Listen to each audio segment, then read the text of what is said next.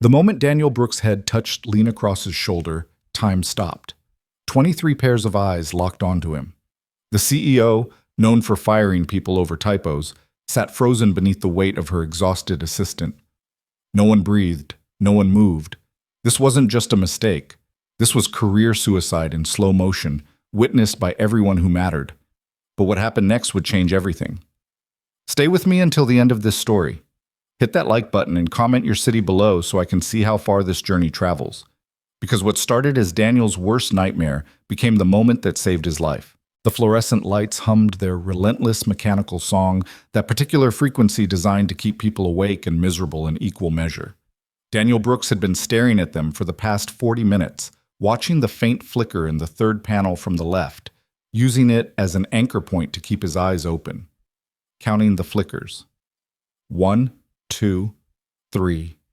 His daughter Maya had been up until 2 in the morning with another nightmare about her mother, the fourth one this week. He'd held her, stroked her hair, sang the lullaby that didn't work anymore, but that he kept trying anyway because what else could he do? He'd finally gotten her back to sleep around 3, set his alarm for 5:30, and dragged himself through the morning routine that had become his entire existence. Breakfast, backpack, drop-off. Coffee that tasted like regret. And now this, the weekly executive strategy meeting that could have been an email but that Lena Cross insisted on conducting in person because she believed in reading the room. Daniel shifted in his chair, the metal frame digging into his spine. His notebook lay open in front of him, filled with notes he'd been taking on autopilot. Revenue projections, market analysis, competitive positioning, words that meant something to someone but that had stopped meaning anything to him somewhere around the 15-minute mark. Lena stood at the head of the conference table, a figure carved from ice and ambition. At 38, she'd built Cross Industries from a failing tech startup into a multinational powerhouse through sheer force of will and a reputation for ruthlessness that made grown men nervous. She wore power the way other people wore perfume, deliberately, strategically, and with the absolute certainty that everyone would notice. Today, it was a charcoal suit that probably cost more than Daniel's monthly salary, tailored so precisely it looked like it had been painted on. Her dark hair was pulled back in a style that seemed effortless, but that Daniel knew took time and intention because nothing about Lena Cross was accidental. She was speaking about Q4 projections, her voice cutting through the room with the kind of clarity that demanded attention. Daniel tried to give it to her. He really did. But his eyes were so heavy. The conference room was too warm. Someone had bumped the thermostat up to compensate for the November cold outside, and now the air felt thick, soupy, pressing down on him like a physical weight. Around the table, 23 other people sat in varying states of attention. Marcus from legal, typing furiously on his laptop. Jennifer from marketing, nodding along with everything Lena said. David Chen, the CFO, actually engaged in asking intelligent questions that Daniel's brain couldn't quite process. The third quarter showed a 17% increase in user acquisition, Lena was saying, her fingers moving across the presentation remote with practiced ease. Numbers appeared on the screen behind her, charts and graphs that Daniel knew he should be absorbing. But retention rates dropped by 9% in the same period. Jennifer, I want to know why we're losing them after the first month. Jennifer launched into an explanation involving user experience and onboarding optimization. Daniel blinked hard, trying to focus on her words. His vision blurred slightly. When had he last slept more than 4 hours? Tuesday? No, Monday. Almost a week ago. The chair beside him was empty. Robert from operations had called in sick, leaving a gap in the usual seating arrangement. Daniel found himself at the end of the table, closer to Lena than he normally would have been. Close enough to see the faint lines of tension around her eyes that no one else would notice. Close enough to recognize that she was exhausted too, though she'd never admit it. He wondered sometimes what it cost her to be Lena Cross. To be the woman who never made mistakes, who never showed weakness, who fired people for incompetence and rewarded loyalty with nothing more than the privilege of continued employment. She'd built her empire on fear and excellence, and Daniel had learned over his 3 years as her executive assistant that the two were inseparable in her mind. His eyelids drooped. He forced them open. Focus. He needed to focus. Lena moved to the next slide. Revenue streams are diversifying as projected, but we're seeing unexpected volatility in the Asian markets. David, walk me through the currency hedging strategy again. David's voice became a drone. Technical terms about forex exposure and derivative instruments. Daniel's pen moved across the paper, writing words his brain wasn't processing. His handwriting looked strange, sloppier than usual. When had his hand started shaking? The room tilted slightly, or maybe he tilted. It was hard to tell.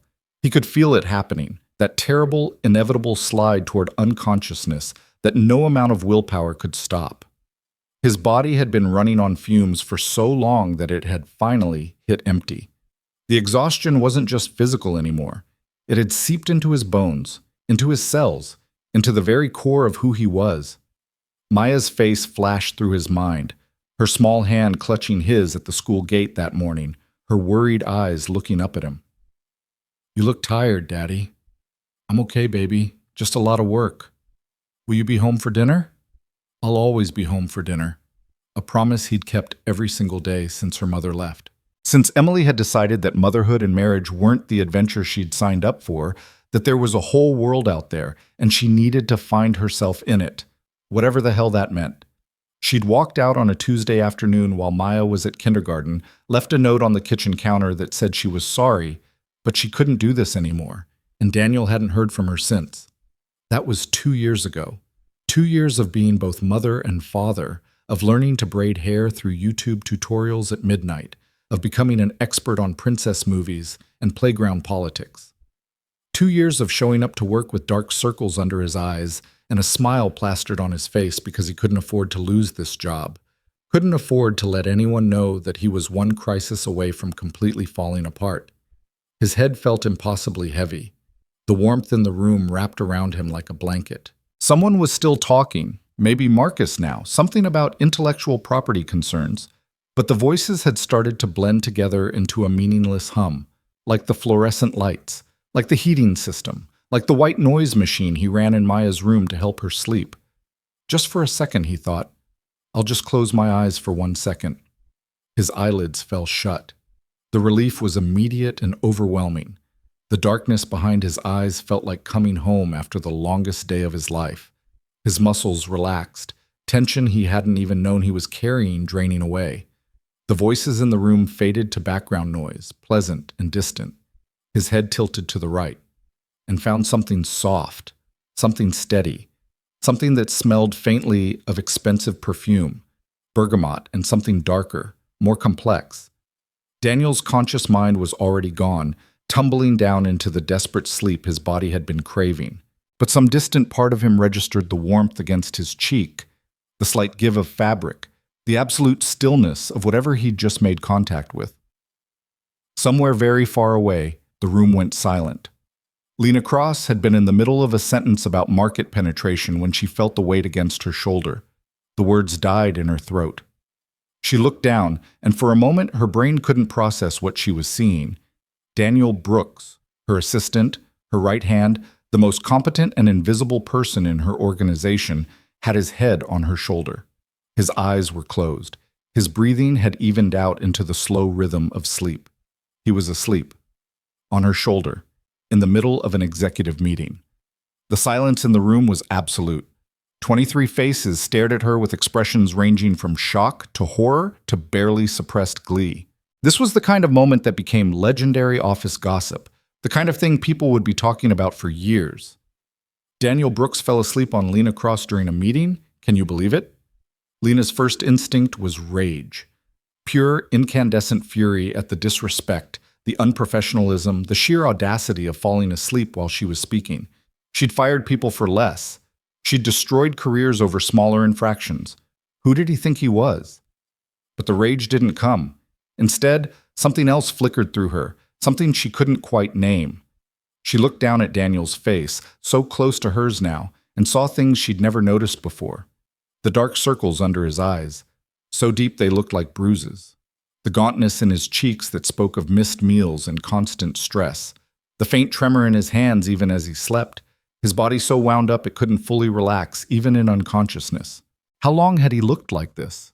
How long had she not seen it? Her shoulder bore his weight easily. He wasn't heavy, Too thin, actually, now that she was paying attention. When was the last time he'd eaten a full meal?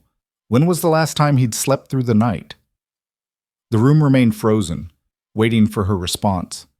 Lena could feel their anticipation, their hunger for the spectacle of her fury. They wanted the show. They wanted to see Daniel Brooks get eviscerated for his mistake.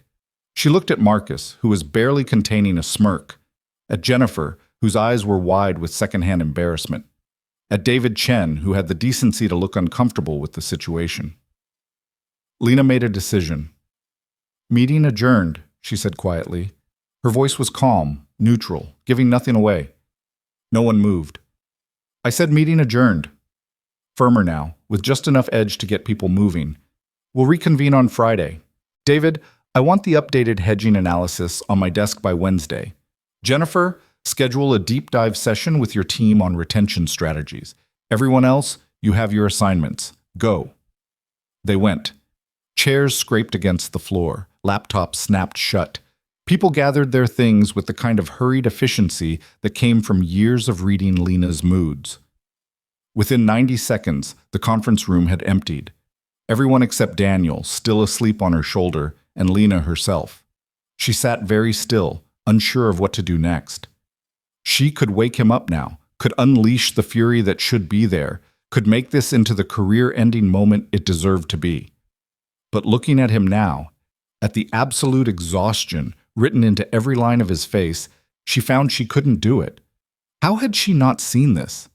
Daniel had worked for her for 3 years, 3 years of perfect competence, of never missing a deadline, of anticipating her needs before she voiced them. He was the best assistant she'd ever had.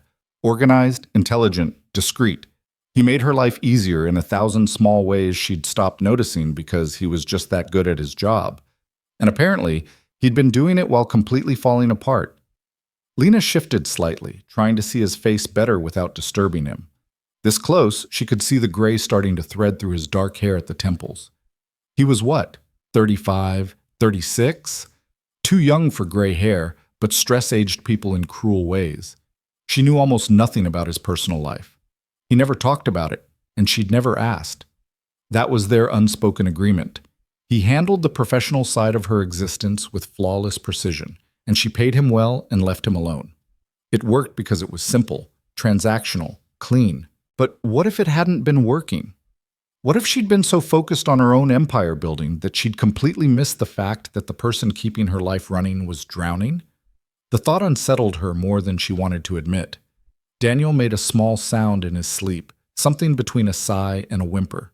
His hand twitched where it rested on his lap, fingers curling slightly as if reaching for something. In the fluorescent light, he looked younger and older at the same time. Younger because sleep had smoothed some of the tension from his face. Older because of the bone-deep exhaustion that radiated from him even unconscious. Lena realized with a start that she should wake him. This had gone on long enough. It was inappropriate, having him asleep against her shoulder. It was crossing boundaries that she'd spent her entire career maintaining with ruthless precision. But she didn't move. Instead, she did something completely out of character. She stayed still and let him sleep. 5 minutes passed. Then 10. Lena sat in the empty conference room with her assistant's head on her shoulder, and something in the careful architecture of her life began to shift. It was subtle, almost imperceptible, a crack forming in a wall she'd built so carefully that she'd forgotten it was there. She'd built her entire identity on control. Control over her company, her image, her emotions. She didn't do vulnerability. She didn't do messiness. She certainly didn't do whatever this was. This strange moment of unwanted intimacy with someone who worked for her. But Daniel's breathing was so steady, and he looked so utterly exhausted. And Lena found herself wondering when she'd become the kind of person who couldn't even recognize when someone was suffering right in front of her. At the 15-minute mark, Daniel stirred. His eyes fluttered open slowly, confusion clouding his features. He blinked once, twice, his brain clearly struggling to place where he was and why everything felt wrong. Then awareness hit. Lena watched it happen in real time. The confusion giving way to recognition, recognition giving way to horror. Daniel's entire body went rigid. His head snapped up from her shoulder so fast she heard his neck crack. His eyes met hers, wide with panic, and the color drained from his face. "Oh, God," he whispered. "Oh, God, I—" He tried to stand and nearly fell, his legs unsteady after sitting in the same position for so long. He caught himself on the edge of the table, knuckles white against the dark wood. "Miss Cross, I am so— I don't—" Words tumbled out of him in a desperate rush. "I'm sorry, I'm so sorry. That was completely inappropriate and unprofessional, and I have no excuse. Daniel!" Her voice cut through his panic, calm, level, giving nothing away. He stopped talking, but looked like he might be sick. His hands were shaking, not the subtle tremor from before, but full tremors now, adrenaline and terror coursing through him. "I'll clear out my desk," he said quietly. "I understand. I'll be gone by the end of the day." "I didn't fire you." The words surprised them both. Daniel stared at her like she'd spoken a foreign language. "But I fell asleep. On you. In the middle of a meeting." "Yes," Lena agreed. "You did." Silence stretched between them. Daniel looked utterly lost, like he'd prepared for her wrath and didn't know what to do with its absence. Lena stood, smoothing down her suit jacket in a gesture that was more habit than necessity. She gathered her presentation materials with deliberate care, giving herself time to think. When she spoke again, her voice was quieter than usual. "When was the last time you slept a full night?" Daniel blinked. What?" "It's a simple question. When was the last time you slept more than 4 hours?" He opened his mouth, closed it. Monday, I think. Maybe last Monday." "So you've been running on 4 hours or less for over a week." It wasn't a question, but Daniel nodded anyway. His face had gone from white to red, embarrassment flooding through him. Lena studied him for a long moment. She should fire him. It would be the sensible thing to do, the professional thing. But looking at him now, at this man who'd kept her life running smoothly for 3 years, who'd never missed a deadline or made a mistake, who was clearly holding himself together through sheer force of will, she found herself asking a different question. Why? Daniel's jaw tightened. Personal circumstances. "It won't happen again, Ms. Cross, I promise. That's not what I asked." She set down her materials and turned to face him fully. "I asked why. What's happening in your life that's got you this exhausted?" For a moment, she thought he wouldn't answer. His walls were up, the same professional distance he always maintained, the shield that kept his personal life completely separate from work. But something in her expression must have gotten through because his shoulders sagged. "My daughter," he said quietly. "She's 6. She's been having nightmares. About her mother." The words hung in the air between them. Lena waited. "Her mother left 2 years ago," Daniel continued, the words coming slowly, painfully. "Just left. Maya doesn't really understand why, and lately she's been having these dreams that her mother's coming back, or that I'm going to leave too, and she wakes up terrified, and His voice cracked. "I can't let her be scared, so I stay up with her, make sure she knows I'm there, that I'm not going anywhere." Something twisted in Lena's chest, an unfamiliar feeling, uncomfortable and insistent. "So you're not sleeping," she said. "I sleep when she sleeps. It's enough." "Clearly it's not." Daniel's laugh was bitter. "Yeah, apparently not." Lena picked up her tablet, scrolling through something Daniel couldn't see. When she spoke again, her tone had shifted back to business mode, the voice of a CEO making decisions. "You're taking tomorrow off," she said. "Ms. Cross, I can't—" "That wasn't a request." She looked up at him, and there was steel in her gaze now. "You're taking tomorrow off, and Friday, long weekend, you'll use the time to sleep and spend time with your daughter. I have the Richardson contract to finalize, and the board prep. I'll handle it." Daniel stared at her like she'd grown a second head. "You'll handle it." "I'm perfectly capable of managing my own schedule for a few days, Daniel. I did it before you started working here." She tapped something on her tablet. "I'm also adjusting your hours. Starting next week, you'll be working 9 to 4 instead of 8 to 6. Same salary. Ms. Cross, you have a daughter who needs you present, not half dead from exhaustion. These are the new terms of your employment. If you have a problem with them, you can take it up with HR." Her tone made it clear that taking it up with HR would be a very bad idea. Daniel looked like he was trying to process information that didn't fit his understanding of reality. "I don't understand," he said finally. "Why are you doing this?" It was a good question. Lena wasn't entirely sure she knew the answer herself. "Because you're good at your job," she said, which was true but not the whole truth, and because burning out my best assistant would be bad business practice. Also true. Also not the whole truth. The whole truth was something Lena didn't have words for yet. It was the crack in her armor, the moment when she'd looked down and seen Daniel's exhausted face and felt something she'd spent years training herself not to feel. Compassion, concern, the uncomfortable awareness that the person she'd been treating as an efficient machine was actually a human being who was suffering. Daniel was still staring at her, waiting for the other shoe to drop. Lena gathered her things with brisk efficiency. "Go home," she said. "Spend time with your daughter. I'll see you Monday." "Are you sure?" "Daniel!" She met his eyes.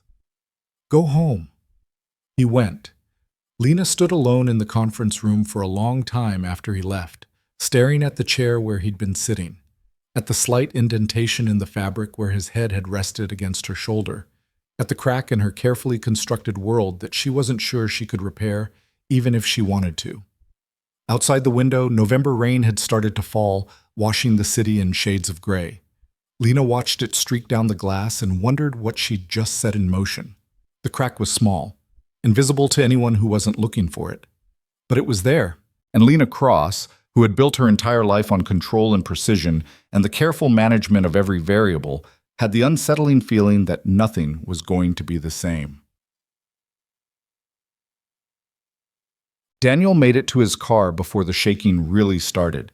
He sat in the parking garage, gripping the steering wheel, trying to breathe through the adrenaline crash.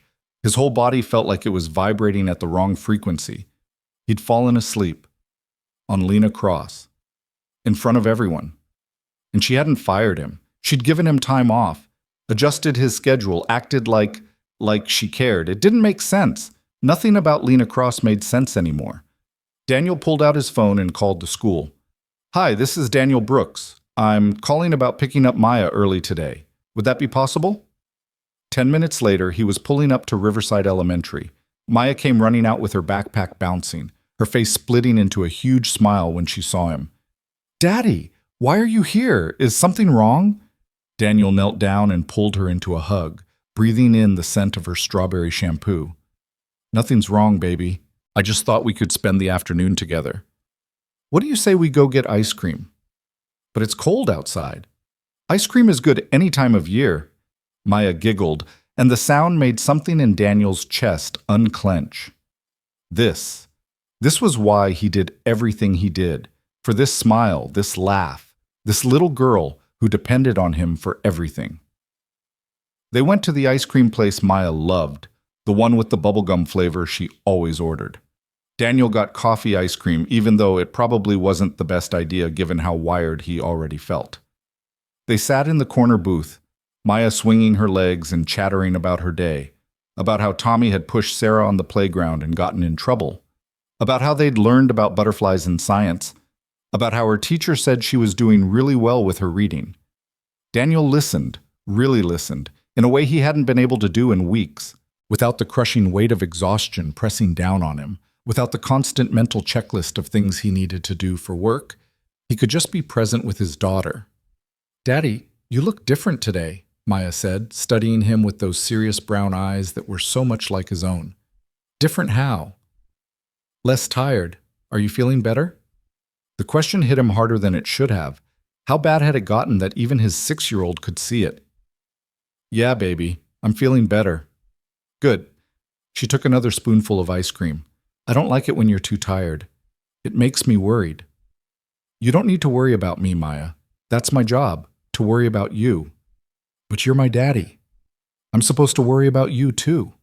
Daniel reached across the table and took her small hand in his. "How about we make a deal? I promise to take better care of myself, and you promise to just be a kid. Deal?" Maya considered this seriously. "Can I still give you hugs when you look sad?" "You can always give me hugs." "Okay, deal." They shook on it solemnly, and Daniel felt something shift in his chest. Maybe Lena had been right. Maybe he had been running himself into the ground so completely that he'd lost sight of what actually mattered. That night, after dinner and bath time, and 2 stories instead of the usual one, Daniel tucked Maya into bed. She was already drowsy, her eyes heavy-lidded. "Daddy?" "Yeah, baby?" "I love you." "I love you too, Maya, so much. Will you stay until I fall asleep?" "Always." He sat on the edge of her bed, one hand holding hers, and watched as her breathing evened out into sleep. No nightmares tonight, no tears, just peaceful rest. Daniel stayed there for a long time, watching his daughter sleep, thinking about the day he'd had, about falling asleep in the meeting, about Lena's unexpected compassion, about the crack in his carefully maintained professional facade that had led to… what? He wasn't sure yet. But sitting there in his daughter's room, with the nightlight casting soft shadows on the walls and Maya's hand small and warm in his, Daniel felt something he hadn't felt in a long time. Hope. Maybe everything didn't have to be so hard. Maybe he didn't have to carry it all alone. Maybe, just maybe, there were people who would help if he let them see he needed it. Outside Maya's window, the November rain had turned to mist. The city lights blurred through the moisture on the glass, soft and distant. Daniel closed his eyes and, for the first time in weeks, felt like he might actually be able to sleep when he finally made it to his own bed. The crack that had formed in the conference room that afternoon wasn't just in Lena's armor. It was in Daniel's, too. And neither of them yet understood what that meant. Daniel came back to work on Monday feeling like a different person. 3 full nights of sleep had done more than just restore his energy. It had given him perspective. He'd spent the long weekend with Maya, really present with her in a way he hadn't been in months. They'd gone to the park, baked cookies that turned out lopsided but delicious, watched her favorite movie twice. And somewhere in the middle of all that normalcy, Daniel had realized just how close to the edge he'd been.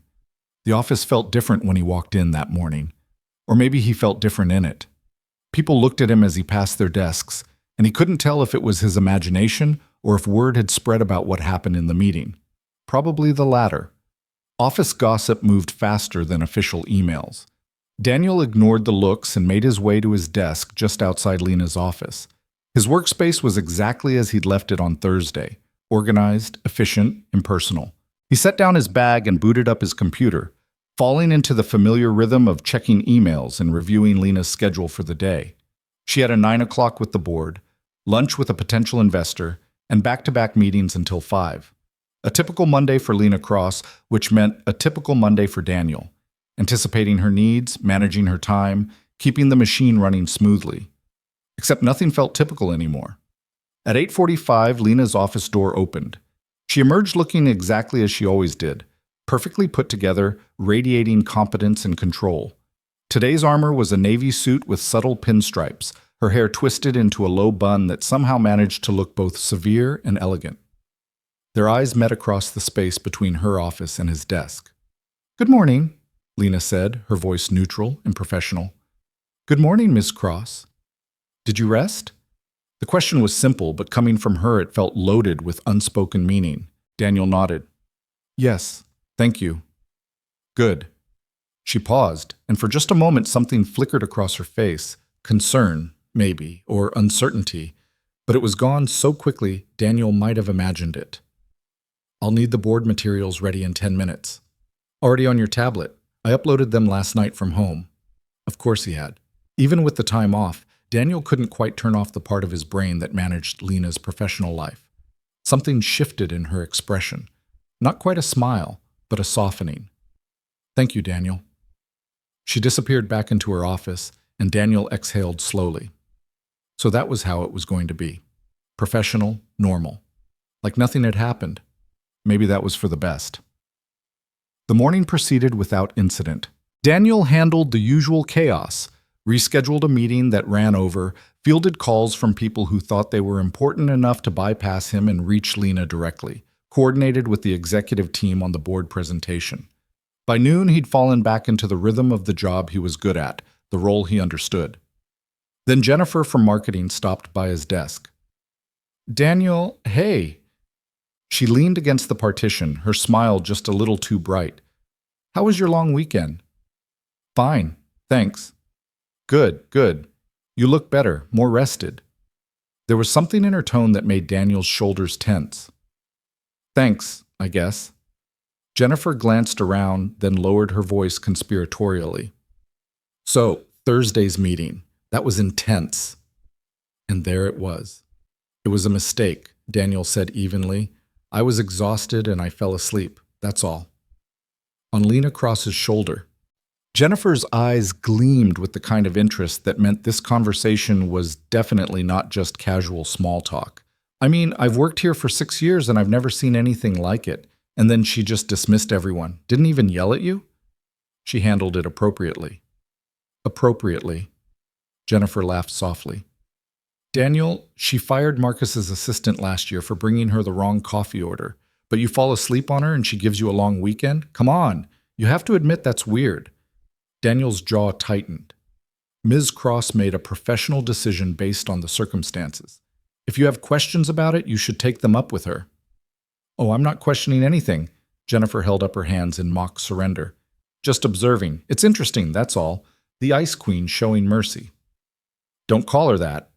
The words came out sharper than Daniel intended. Jennifer raised her eyebrows, clearly surprised by his tone. "Touchy," she said lightly. "I'm just saying what everyone else is thinking. Lena's not exactly known for her compassion." "Then everyone else doesn't know her as well as they think they do." Jennifer studied him for a long moment, something calculating in her expression. "Maybe you're right," she said finally. "Or maybe you know her better than the rest of us.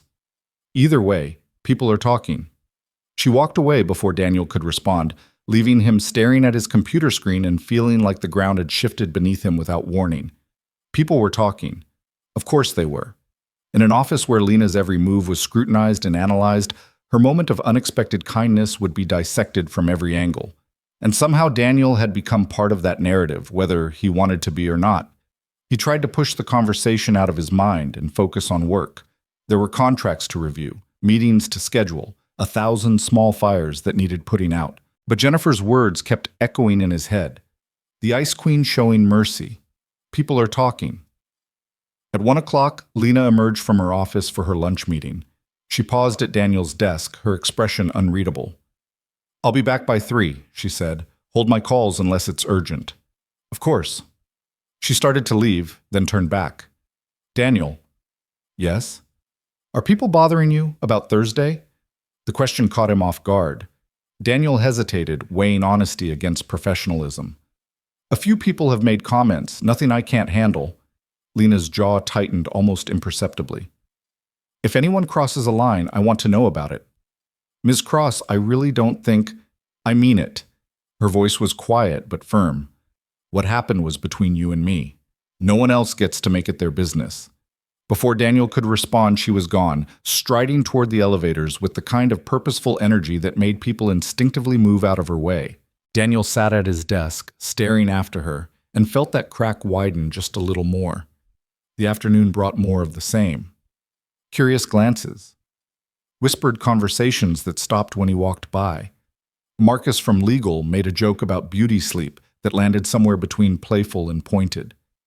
Even David Chen, who was normally above office gossip, asked how he was doing with a concern that felt just slightly too weighted.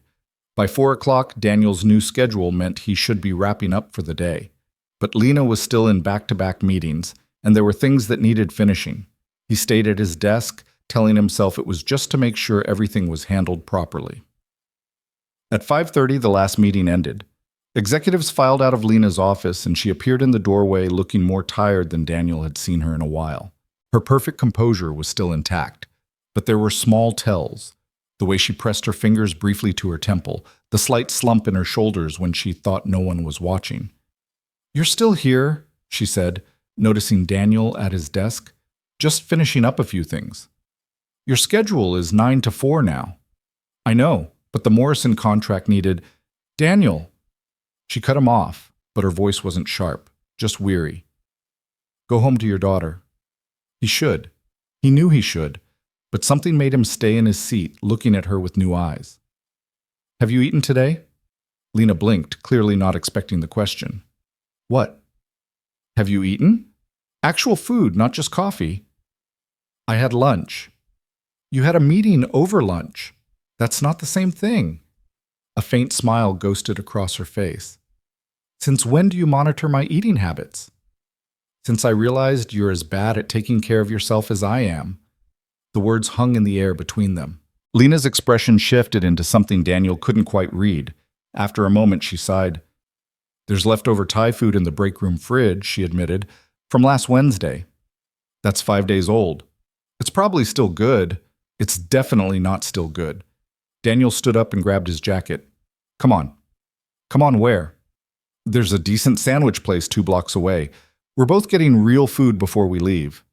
Lena stared at him like he'd suggested they rob a bank. Daniel, You told me to take better care of myself. I'm returning the favor. He met her eyes steadily. Please. For a long moment, he thought she'd refuse. This was Lena Cross, after all, the woman who didn't do casual meals with employees, who maintained rigid boundaries between her professional and personal life. But then, impossibly, she nodded. Fine, but just this once. They walked to the sandwich place in silence, the November evening cold enough that their breath misted in the air. The streets were busy with the after-work crowd, people hurrying home or to happy hour or wherever their Monday evenings took them. Daniel noticed that several people did double takes when they saw Lena, though whether it was because they recognized her or just because she carried herself like someone important, he couldn't tell. The sandwich shop was warm and crowded, the smell of fresh bread and roasting vegetables filling the small space. They ordered turkey and avocado for Daniel, roast beef with horseradish for Lena, and found a small table in the back corner. This is strange, Lena said, unwrapping her sandwich with careful precision. What is? This, eating dinner with my assistant in a sandwich shop. I don't do this. You don't eat? You know what I mean. Daniel took a bite of his sandwich, giving himself time to think. Then why did you agree to come? Lena was quiet for a moment, studying the contents of her sandwich like they held the secrets of the universe. I'm not sure, she admitted finally. You asked, and I was hungry, and... She trailed off. And?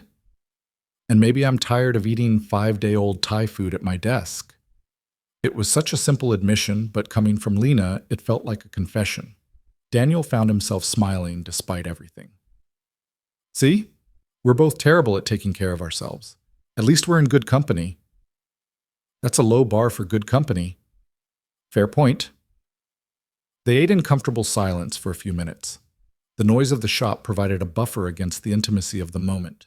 Other conversations flowing around them, the hiss of the espresso machine, the door chiming as people came and went. How's your daughter? Lena asked suddenly. Maya, right? Daniel looked up, surprised. You remember her name? You mentioned it on Thursday. When you were explaining why you were exhausted. Right. Daniel swallowed his bite of sandwich. She's good. The nightmares have been better the last few nights. I think having me around more consistently is helping. What are they about? The nightmares? Daniel hesitated. This was firmly personal territory, the kind of thing he never discussed at work. But they were already here, already crossing lines neither of them usually crossed. Her mother, mostly, either dreaming that she's coming back or that I'm going to leave like she did. Maya doesn't really remember her anymore. She was only 4 when Emily left. But she knows something's missing, you know? And her brain tries to fill in the gaps with these elaborate stories that terrify her. Lena's expression had gone very still. That must be hard, for both of you. Yeah, it is. Daniel set down his sandwich, appetite suddenly gone. The worst part is I can't fix it. I can be there. I can hold her. I can promise I'm never leaving. But I can't give her back what she lost. I can't make her mother come back, and even if I could, I don't know if I would. Emily made her choice. We have to live with it. That's not fair to either of you. No, but it's reality. Lena was quiet for a long moment, her sandwich forgotten. My mother left when I was 7, she said finally, her voice carefully neutral. Different circumstances. She left my father, not me specifically, but the result was the same. One day she was there, the next day she wasn't. And my father had no idea how to raise a daughter on his own, so he just didn't. Threw himself into work instead. Daniel felt something shift in his understanding of the woman across from him. Is that why you built my entire personality around work? Lena's smile was brittle. Probably. It's what I knew, what I understood. Emotions were messy and unpredictable, but business made sense. You put in the work. You got results. Simple. Clean. Not everything can be simple and clean. No, Lena agreed quietly, though I spent a long time trying to make it that way. They looked at each other across the small table, and Daniel felt the world narrow to just this moment. Two people who'd worked together for 3 years finally seeing each other as something more than boss and assistant, more than the roles they'd been playing. Thank you, Daniel said, for Thursday, for not firing me, for giving me the time off and changing my schedule. You didn't have to do any of that. Yes, I did. Lena's voice was firm. You were drowning, and I hadn't noticed. That's on me. You're not responsible for my personal life. Maybe not, but I am responsible for creating a work environment that doesn't destroy the people in it. And somewhere along the line, I lost sight of that. She paused, then added more quietly, I lost sight of a lot of things. The weight of her words settled between them. Daniel wanted to say something profound, something that would acknowledge the significance of this moment without making it awkward. But before he could find the right words, Lena's phone buzzed. She glanced at it and sighed. The board chair. I need to take this. Of course. Lena stood, gathering her things with practiced efficiency. The moment was over, reality reasserting itself. But before she turned away, she looked at Daniel with an expression he'd never seen on her face before. Uncertainty, maybe. Or hope. Same time tomorrow? She asked. The sandwich run? Daniel felt his heart do something complicated in his chest. Yeah, okay. Good. She answered her phone and walked toward the door, already shifting back into CEO mode. Richard, yes, I saw the projections. Daniel sat alone at the table, staring at the remains of his sandwich and trying to process what had just happened. They'd shared a meal, shared pieces of their histories they'd never revealed before, made plans to do it again tomorrow. It was just sandwiches. Just two colleagues grabbing dinner, except it wasn't, and they both knew it. The next morning, the office felt different again, or maybe Daniel was just paying attention to things he'd missed before. The way people's conversations would pause when Lena walked by. The curious glances that followed her movements through the space. The gossip that lived in the spaces between professional interactions. Marcus caught Daniel in the break room around 10 o'clock, pouring coffee with the kind of deliberate casualness that meant he had an agenda. So you and the boss are getting pretty close, Marcus said, adding cream to his coffee without looking at Daniel. I'm her assistant. We work together. Right. Work together. That why you two left together last night? Daniel's hand tightened on his coffee mug. We grabbed sandwiches. Is there a problem with that? No problem. Marcus finally looked at him, and there was something calculated in his expression. Just interesting. Lena's never been the type to socialize with staff, but lately she seems to be making an exception for you. I don't know what you're implying. I'm not implying anything, just making an observation. Marcus took a sip of his coffee. You should be careful, though. People talk. And when people talk about Lena Cross, things can get complicated fast. He left before Daniel could respond, and Daniel found himself gripping his coffee mug hard enough that his knuckles went white. This was getting out of hand. One moment of falling asleep, one casual dinner, and suddenly the office rumor mill was spinning narratives that had nothing to do with reality. Or did they? Daniel pushed the thought away and returned to his desk. He had work to do. Actual work, not speculation about his relationship with his boss. But the speculation followed him throughout the day. A knowing look from someone in accounting, a comment from the receptionist about how nice it was that Lena seemed happier lately. Small moments that on their own meant nothing, but that added up to something Daniel couldn't quite ignore. At 5 o'clock, Daniel's new official end time, Lena emerged from her office. Ready? She asked. Daniel looked up from his computer. 4? Sandwiches. You said same time tomorrow. That was yesterday, so today would be... He stopped, understanding. You want to make this a regular thing. Is that a problem? It should be. Daniel knew it should be. Regular dinners with his boss, alone, while the office was already buzzing with speculation? It was a terrible idea. No, he heard himself say. No problem. They went to the same sandwich shop, ordered the same sandwiches, sat at the same table in the back corner. But the conversation was different, easier somehow, like they'd crossed some invisible threshold and could stop pretending they were only boss and assistant.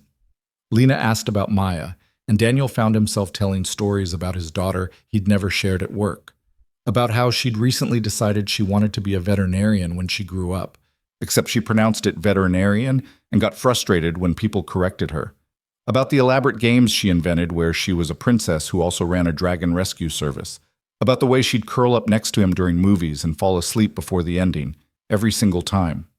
You love her very much, Lena observed, more than anything in the world. It shows, the way you talk about her. Lena paused, something wistful crossing her face. I wonder sometimes what my life would have been like if I'd had that. A parent who loved me more than their career. Your father didn't. My father loved his work. I was just the obligation that came with being a single parent. He made sure I was fed and clothed and educated, but that was the extent of it. No bedtime stories, no princess games, just expectations I could never quite meet. Daniel felt an ache in his chest for the child Lena had been, for the girl who'd learned too young that love was something other people got. That's why you work so hard, why you demand so much from yourself. Maybe, or maybe I'm just wired this way. She took a bite of her sandwich, chewing thoughtfully. My therapist has thoughts on it. You have a therapist? Lena raised an eyebrow. Why do you sound so surprised? Even ice queens need mental health support. You heard about that? Daniel, I hear about everything that happens in my company, including the unflattering nicknames. He winced. I'm sorry, it's fine. I've been called worse. She set down her sandwich and met his eyes. The truth is, I built that reputation deliberately. Fear is an effective management tool. If people think you're untouchable, they don't try to manipulate you or take advantage. But you're not actually untouchable. No, but I've gotten very good at pretending I am. The honesty in her voice made something in Daniel's chest tighten. Here was Lena Cross, the woman who made executives nervous and had built an empire through sheer force of will, admitting that her armor was just that, armor, not who she actually was underneath. For what it's worth, Daniel said quietly, I prefer this version. The real one. Lena's breath caught slightly. You barely know the real one. Then maybe you should let me get to know her. The words hung in the air between them, loaded with meaning. Neither of them was quite ready to name. Lena looked at him for a long moment, something vulnerable and uncertain in her expression. This is complicated, she said finally. Yeah. You work for me. There are power dynamics and HR policies, and I know. So we should probably stop before it becomes a problem. Probably. Neither of them moved. Tomorrow? Lena asked, her voice almost tentative. Same time. They left the sandwich shop and walked back toward the office in silence, the November cold biting at their faces. Their hands swung at their sides, close enough that their fingers occasionally brushed, accidental contact that sent electricity up Daniel's arm every single time. At the building entrance, they paused. Thank you for dinner, Lena said formally, like they were business associates instead of two people who'd just shared pieces of themselves they rarely showed anyone. Thank you for the company. She nodded and turned to head to the executive parking level. Daniel watched her go, then made his way to his own car, his mind spinning with everything that had happened, everything that was happening, everything that could happen if they weren't careful. His phone buzzed, a text from Maya's babysitter. She's asking when you'll be home. Told her 20 minutes? On my way now, Daniel typed back. He drove through the city streets, the evening traffic heavy with people heading home from work, and tried to organize his thoughts. He was having dinner with his boss. Regular dinners, where they talked about personal things and looked at each other in ways that definitely weren't professional. This was dangerous territory. The office was already talking. Marcus had basically warned him this morning. And Daniel had a daughter to think about, a career he couldn't afford to jeopardize. But when he thought about stopping, about going back to the careful distance they'd maintained for 3 years, Something in him rebelled against it. For the first time since Emily left, Daniel felt seen by someone. Not just as a father, not just as an assistant, but as himself. And Lena, beneath all that armor, beneath the Ice Queen reputation, was someone worth knowing. He pulled into his driveway and sat in the car for a moment, staring at the house where his life happened. The life that was separate from work, from Lena, from all the complications he was definitely not thinking clearly about. Maya burst out the front door before he'd even unbuckled his seatbelt, running toward the car with her backpack bouncing. "Daddy, Mrs. Chen said we could have pizza for dinner if you said yes. Can we, please?" Daniel climbed out of the car and scooped her into a hug, breathing in the familiar scent of her strawberry shampoo. This was real. This was what mattered. "Pizza sounds perfect, baby." Everything else could wait. But as Daniel ordered pizza and listened to Maya chatter about her day at school, as he helped her with homework and read bedtime stories and tucked her in with promises that he'd be right there if she needed him, a small part of his mind kept drifting back to the sandwich shop. To Lena's admission that her armor was just pretend. To the way their fingers had brushed on the walk back. To the crack that kept widening, whether they wanted it to or not. And Daniel realized with a mixture of fear and something that might have been hope that there was no going back now. Whatever was happening between him and Lena, it had already started. The only question was where it would lead and whether they'd survive the journey. The sandwiches became a routine. Every evening at 5 o'clock, Daniel would pack up his desk and Lena would emerge from her office and they'd walk the 2 blocks to the shop like it was the most natural thing in the world. They never discussed it. Never acknowledged that what they were doing had crossed some invisible line from professional courtesy into something else entirely. They just went, and the office noticed. By the end of the second week, the whispers had evolved into something more pointed. Daniel caught fragments of conversations that died when he approached. Knowing looks exchanged across the bullpen. Jennifer from marketing had stopped even pretending her interest was casual, asking pointed questions about how Lena was doing, whether she seemed happier lately, if Daniel had noticed any changes in her behavior. "People need to find better hobbies," Daniel muttered to himself one morning, pulling up Lena's calendar for the day. "Talking to yourself now?" Daniel looked up to find David Chen standing at his desk, 2 cups of coffee in hand. The CFO set one down in front of Daniel with a sympathetic smile. "Thought you could use this," David said. "Thanks." Daniel took the coffee gratefully. "Though I'm sleeping better these days, so the caffeine dependency is less critical." "Good. You look better." David leaned against the desk partition, his expression turning more serious. "Listen, I wanted to talk to you about something, as a friend, not as an executive." Daniel's stomach tightened. "Okay." "The thing with you and Lena, the dinners." "We're just getting food, there's nothing—" David held up a hand. "I'm not here to judge or speculate, but I've worked here a long time, and I've seen what happens when the rumor mill gets going. It can get ugly fast, especially when it involves Lena. We're not doing anything wrong. I know, but perception matters, especially in a corporate environment. And right now, the perception is that the CEO is showing favoritism to her assistant." David's voice was gentle, but firm. "HR is starting to ask questions." The words hit Daniel like cold water. What kind of questions? The careful kind, about whether there's been any inappropriate behavior, whether power dynamics are being respected, whether the company needs to intervene. David took a sip of his own coffee. "Look, I told them it's nothing, that you're both professionals. But Daniel, you need to be aware that this is on their radar now." Daniel felt his world tilting slightly. "What do they want us to do?" "They haven't said yet. But if I had to guess, they'll want clearer boundaries. Maybe reassign you to a different executive, create some distance." The thought of being reassigned, of losing his position with Lena, sent a spike of panic through Daniel's chest that was entirely disproportionate to the situation. He was her assistant. That was the job. It shouldn't matter who he worked for. Except it did matter. Somewhere in the last few weeks, it had started mattering very much. "Thanks for the heads up," Daniel said quietly. David nodded, his expression sympathetic. "Just be careful, okay? Both of you." He walked away, leaving Daniel staring at his computer screen without seeing it. HR was asking questions. People were talking. And he and Lena were walking into work every morning acting like nothing had changed when everything had changed. At noon, Daniel's phone buzzed with a message from Lena. "Can you come to my office?" He found her standing at her window, looking out over the city with her arms crossed. She didn't turn when he entered. "Close the door," she said. Daniel did, his heart rate picking up. "What's wrong?"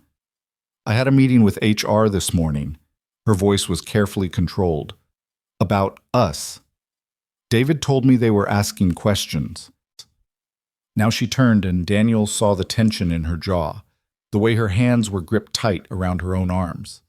"They're not just asking questions anymore. They're requiring action." "What kind of action?"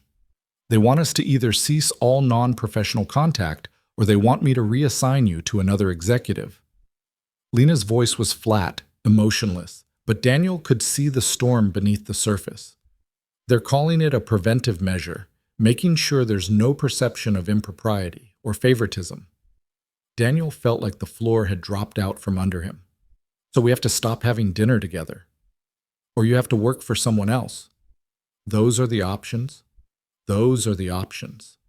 They stared at each other across the expanse of her office. Outside the window, the city moved on, oblivious to the fact that Daniel's world was fracturing in real time. "What do you want to do?" he asked finally. Lena laughed, but there was no humor in it. "What I want is irrelevant. This is about protecting the company, protecting both our careers. This is about doing the professional thing." "That's not what I asked." She closed her eyes briefly, and when she opened them again, there was something raw in her expression. "I don't want you to work for someone else, and I don't want to stop seeing you every day, even if it's just for sandwiches and conversation. But what I want doesn't matter when weighed against the reality of the situation." "Why not?" Daniel took a step closer. "Why doesn't what you want matter?" "Because I'm the CEO. Because there are power dynamics at play that we can't ignore. Because even if we're not doing anything wrong, the perception of wrongdoing is enough to cause problems." Her voice cracked slightly on the last word. "Because I've spent my entire career building walls to protect myself, and letting them down now could destroy everything I've worked for. Or it could lead to something better." "But, Daniel, I'm serious. What if the walls you built aren't protecting you? What if they're just keeping you isolated?"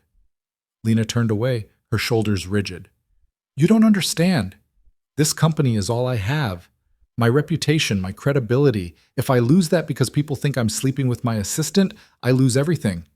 The words hung in the air, brutal and honest.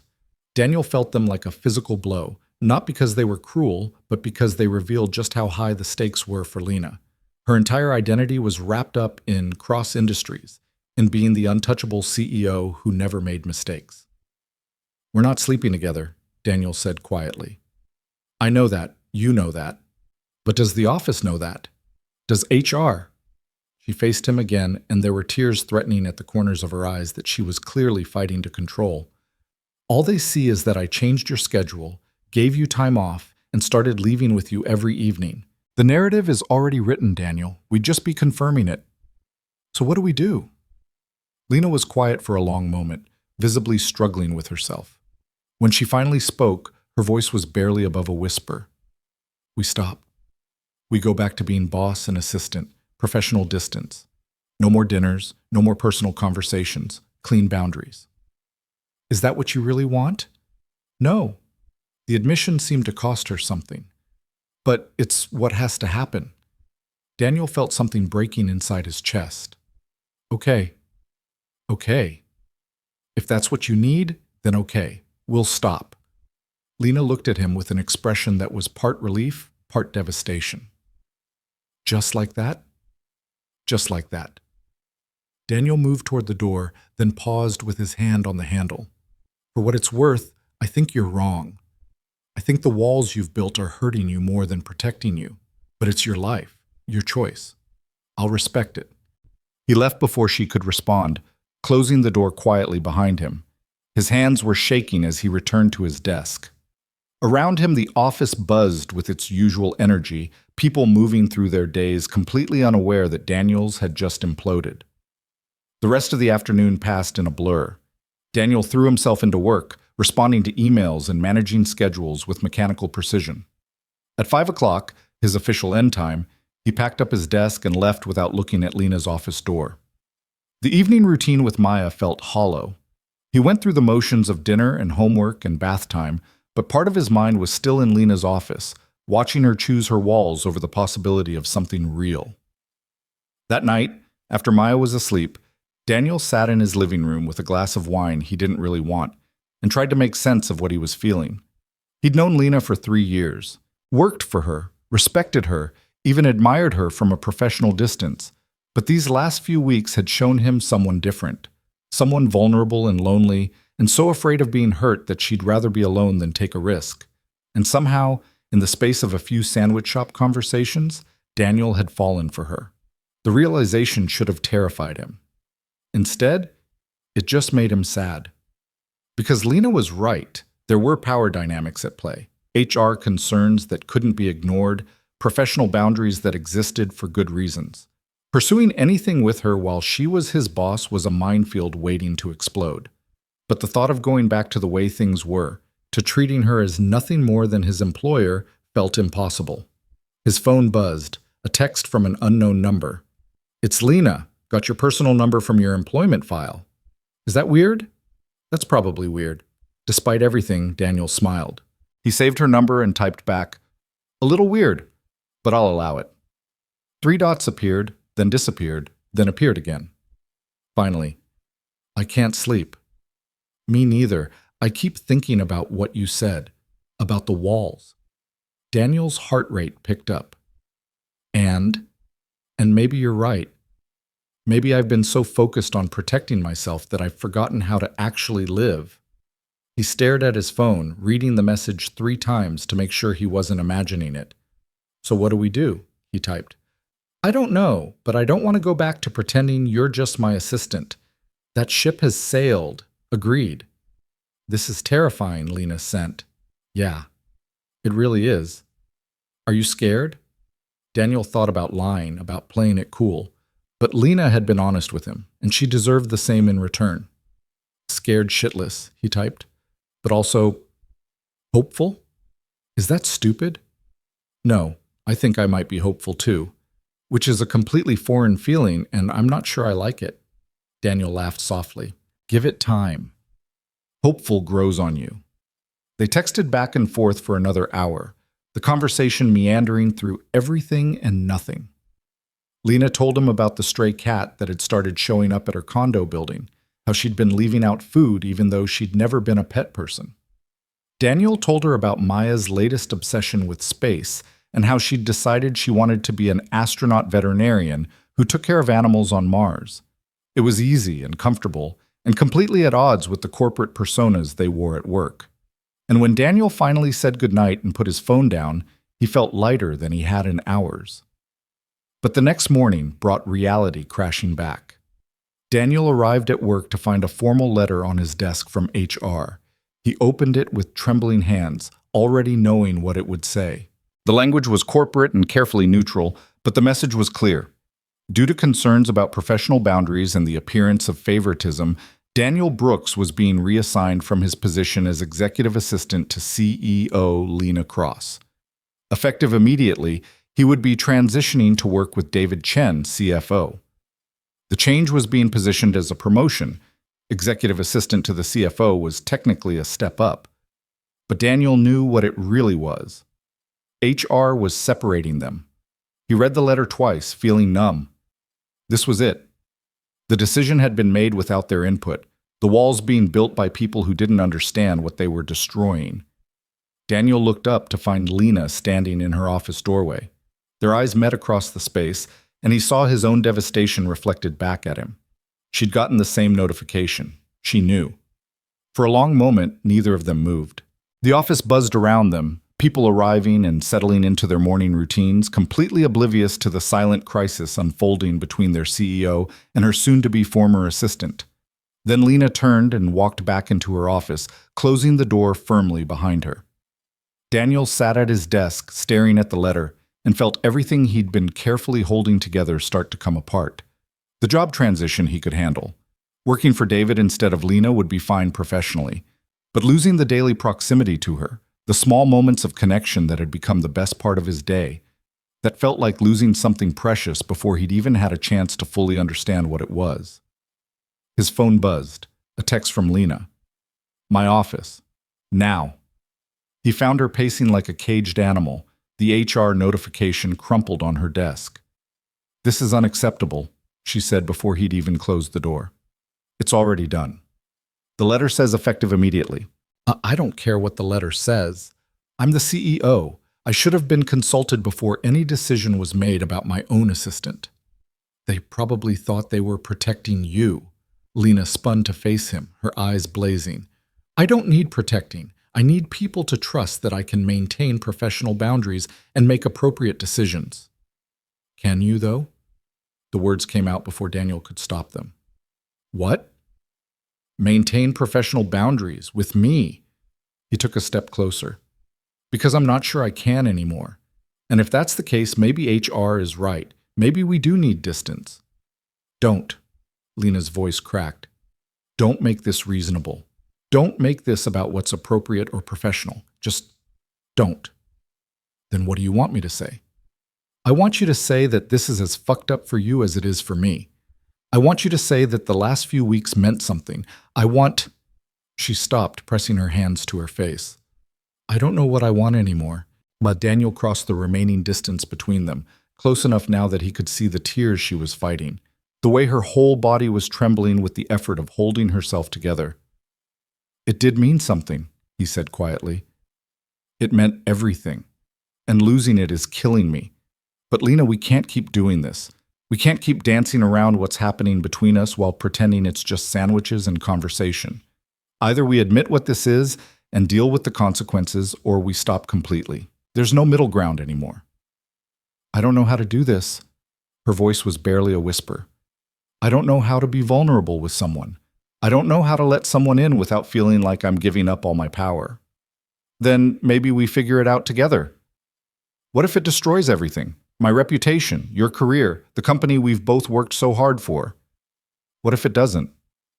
Lena looked at him with an expression so raw it hurt to witness. "You're asking me to risk everything I've built on a what if. I'm asking you to take a chance on something real instead of hiding behind walls that keep you safe but alone." They stared at each other, the air between them electric with everything unsaid. Daniel could see Lena wavering, could see the war playing out behind her eyes between the fear that had governed her life and the possibility of something different. Then her phone rang. The board chair, according to the screen, reality intruding at the worst possible moment. Lena looked at the phone, then at Daniel, then back at the phone. She picked it up. "Richard, yes, I saw the proposal." She turned away, shifting back into CEO mode with visible effort. Daniel left her office and returned to his desk, the moment broken but not forgotten. He had 2 weeks to transition his duties to Lena's new assistant, some fresh MBA graduate who'd probably do the job competently but who wouldn't understand Lena the way Daniel had learned to. 2 weeks to pack up his corner of her professional life and move to a different floor, a different executive, a different reality. His phone buzzed again. "Lena, I need time to think." He typed back, "Take all the time you need."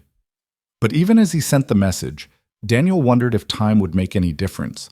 The walls Lena had built weren't going to come down just because he'd asked her nicely. And the HR intervention had made one thing crystal clear.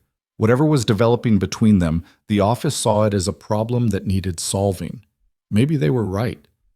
The next 2 weeks were torture. Daniel showed up every day and did his job with mechanical precision, training his replacement while trying not to think about how wrong it felt to hand over the pieces of Lena's schedule, her preferences, her rhythms. The new assistant, Jessica, bright-eyed and eager, asked questions and took notes, completely unaware of the emotional carnage surrounding her new position. Lena became a ghost. She stayed in her office with the door closed, communicating through emails and the occasional terse request. The few times Daniel saw her in person, she looked exhausted and distant, the walls back up and reinforced. They didn't text again. On Daniel's last Friday, his last day as Lena's assistant, he packed up his desk in silence. People had stopped asking questions after the reassignment was announced. The office gossip had shifted to other topics, other scandals. Daniel and Lena's almost something had already become old news. He carried his box of belongings to his new desk on the finance floor, settled in, met with David Chen to discuss his new responsibilities. Everything was professional and cordial and completely empty. That evening, after his new 9 to 4 schedule ended, Daniel walked to his car and tried not to look at the sandwich shop. Tried not to think about the conversations he and Lena had shared, the small intimacies that had felt so significant. His phone buzzed as he started the engine. "Lena, I'm sorry." Daniel stared at the message, his throat tight. He didn't know what she was apologizing for choosing her walls, for letting HR separate them, for the timing that had turned something potentially beautiful into something complicated and painful. He typed and deleted 3 different responses before finally settling on, "Me too."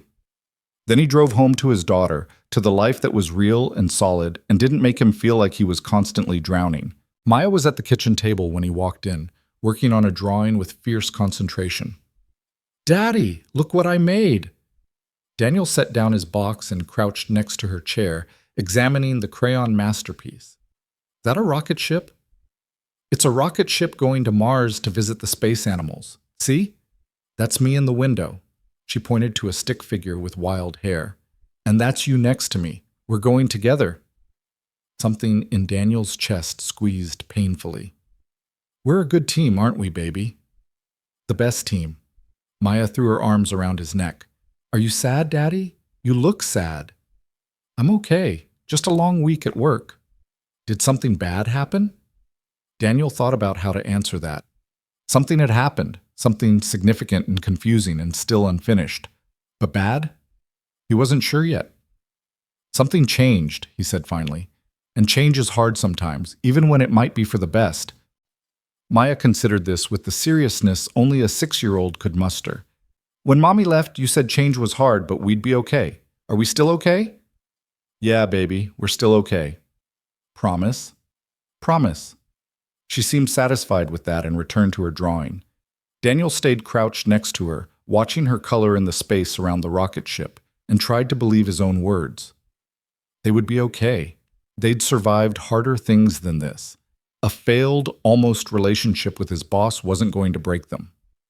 But that night, after Maya was asleep and Daniel was alone with his thoughts, he found himself pulling up Lena's contact on his phone.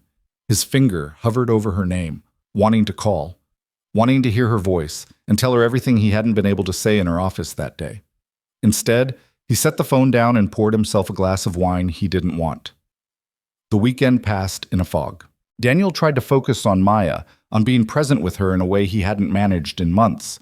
They went to the park, baked cookies that actually turned out well this time, had a movie marathon that she stayed awake for all the way through. Normal things. Good things. But Sunday night, as Daniel was putting Maya to bed, his phone rang. Lena's name on the screen. His heart stopped. He waited until Maya was asleep before calling back. Lena answered on the first ring.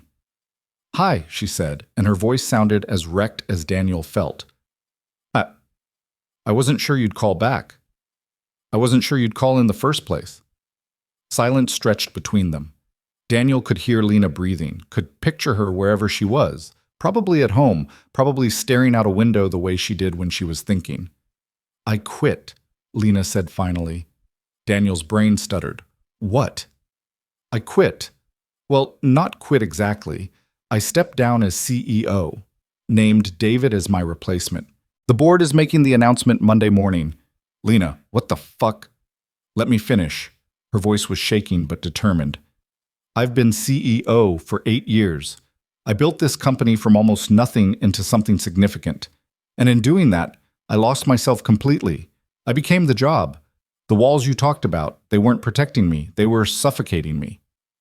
"So you just quit?" "I stepped down," she corrected.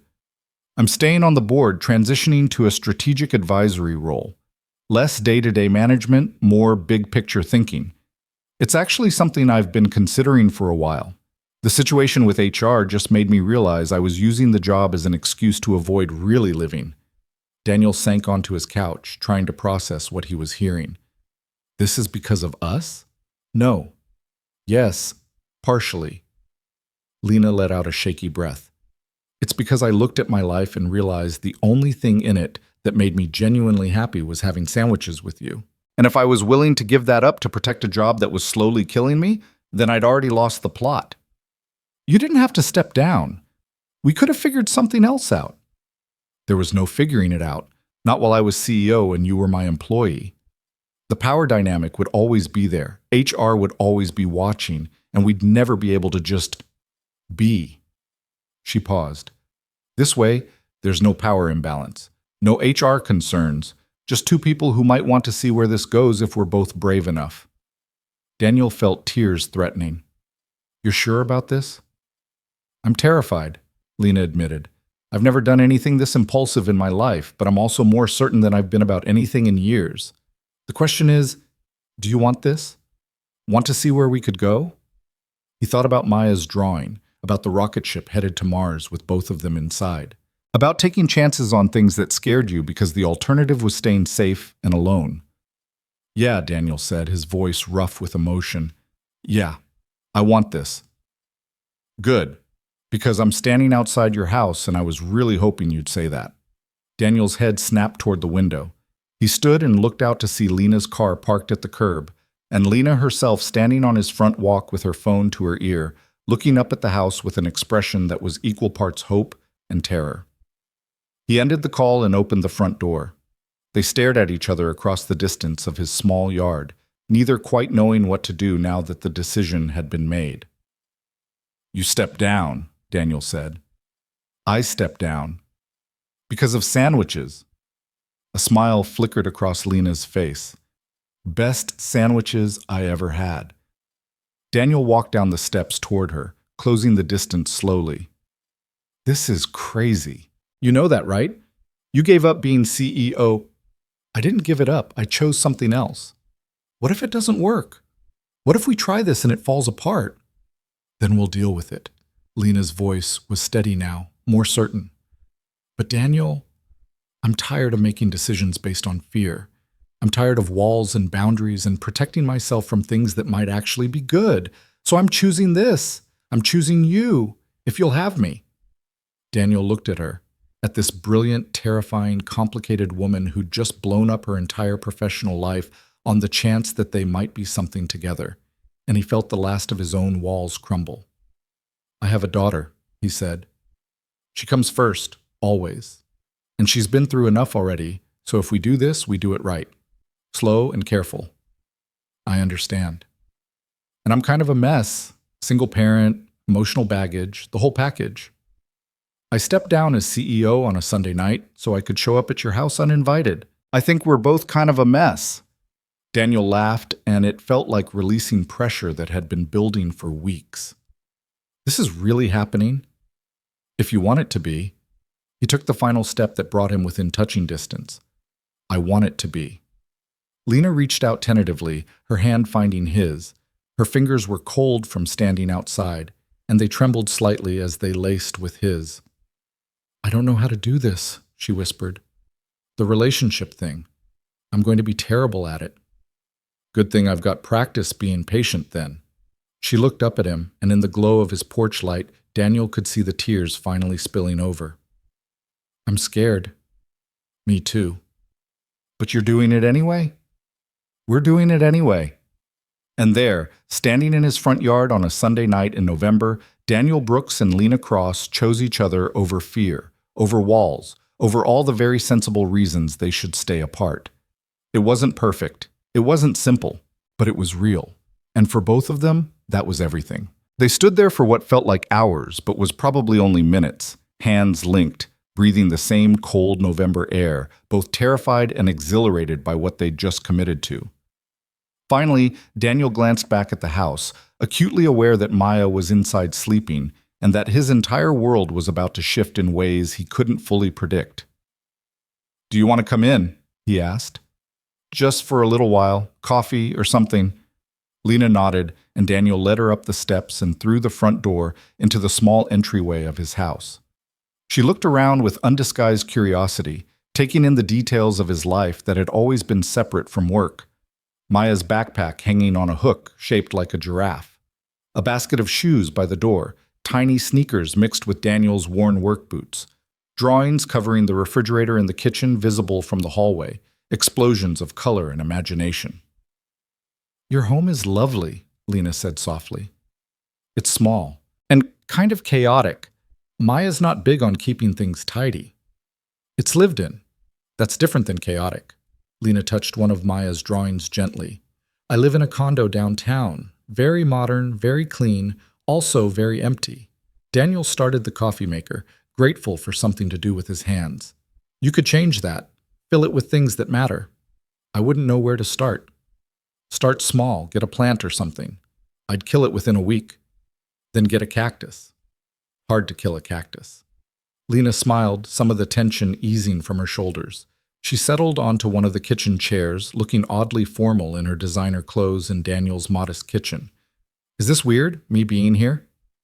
"A little," Daniel admitted, pouring coffee into 2 mugs. "Good weird, though. Cream and sugar? Just black?" He handed her the mug and sat across from her at the small table. For a moment, they just looked at each other, and Daniel felt the surreal weight of reality settling in. Lena Cross was in his kitchen. Lena Cross had stepped down as CEO.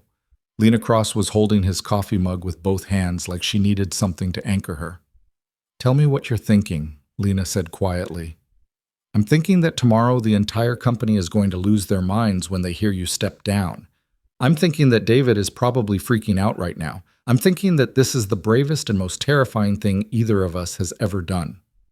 All accurate thoughts. "What are you thinking?"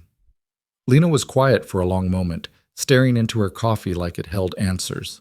"I'm thinking that for the first time in 8 years, I don't have to be Lena Cross, CEO. I can just be Lena, and I have no idea who that is anymore." The vulnerability in her voice made Daniel's chest ache. "Then we'll figure it out together. No pressure, no timeline, just figuring it out. I'm not good at this, at being vulnerable or open or any of the things that relationships require." "You're doing pretty well so far. You showed up at my house, admitted you're scared, and you're sitting in my kitchen at 9 o'clock on a Sunday night drinking coffee. That's vulnerable. This is different. This is new. Wait until I inevitably shut down or push you away, because that's what I do when things get hard." Daniel reached across the table and took her hand again. "Then I'll wait it out. And when you're ready, we'll talk about it. That's how this works." Lena's eyes glistened with tears she was fighting to control.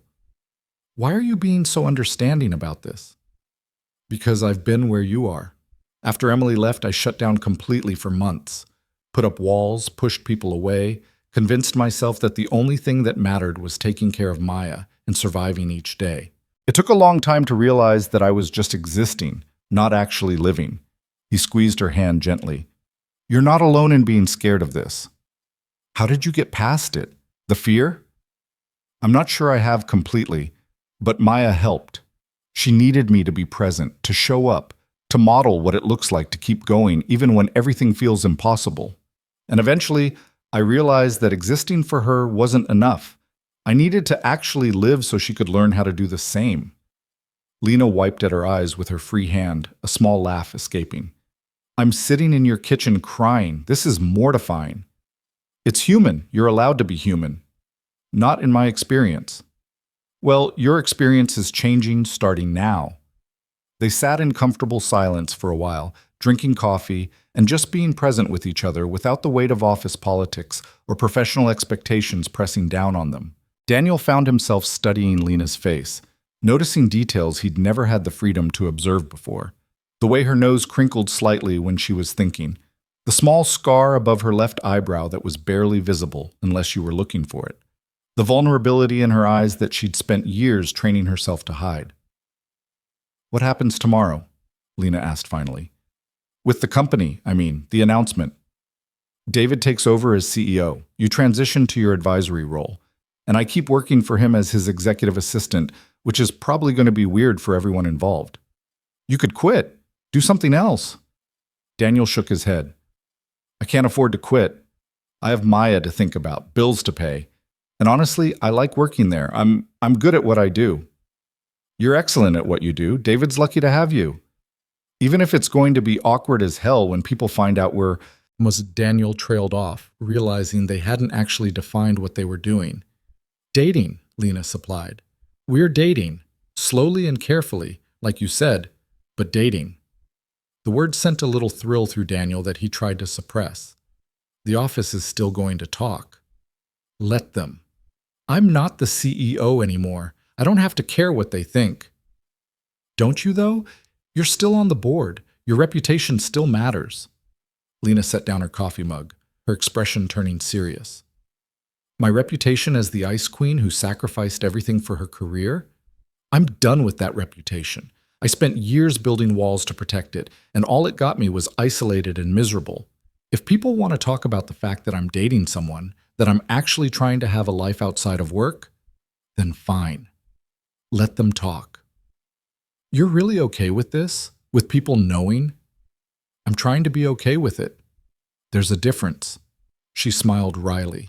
Ask me again in a week when the gossip is in full swing, and we'll see how well I'm handling it. Daniel laughed despite himself. Fair enough. A small sound from upstairs made them both freeze. Footsteps on the landing, then Maya's sleepy voice calling out, Daddy? I should go, Lena said quickly, starting to stand. Wait. Daniel caught her hand. Stay, just for a minute. I want you to meet her. Daniel, it's late and she just woke up. Maybe this isn't the right time.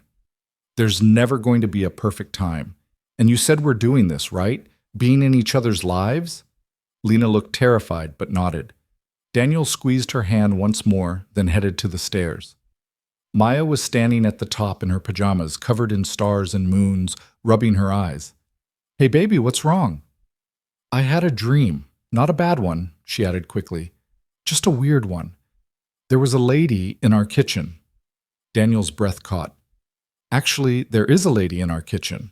A friend of mine from work. Do you want to come meet her? Maya perked up immediately, all traces of sleepiness vanishing. Really? Is she nice? Very nice. And a little nervous, so we should be gentle with her. They walked down the stairs together, Maya's small hand in Daniel's larger one. When they rounded the corner into the kitchen, Lena was standing by the table looking like she might bolt at any second. Her eyes widened when she saw Maya, and something soft and uncertain crossed her face. Maya, this is Lena.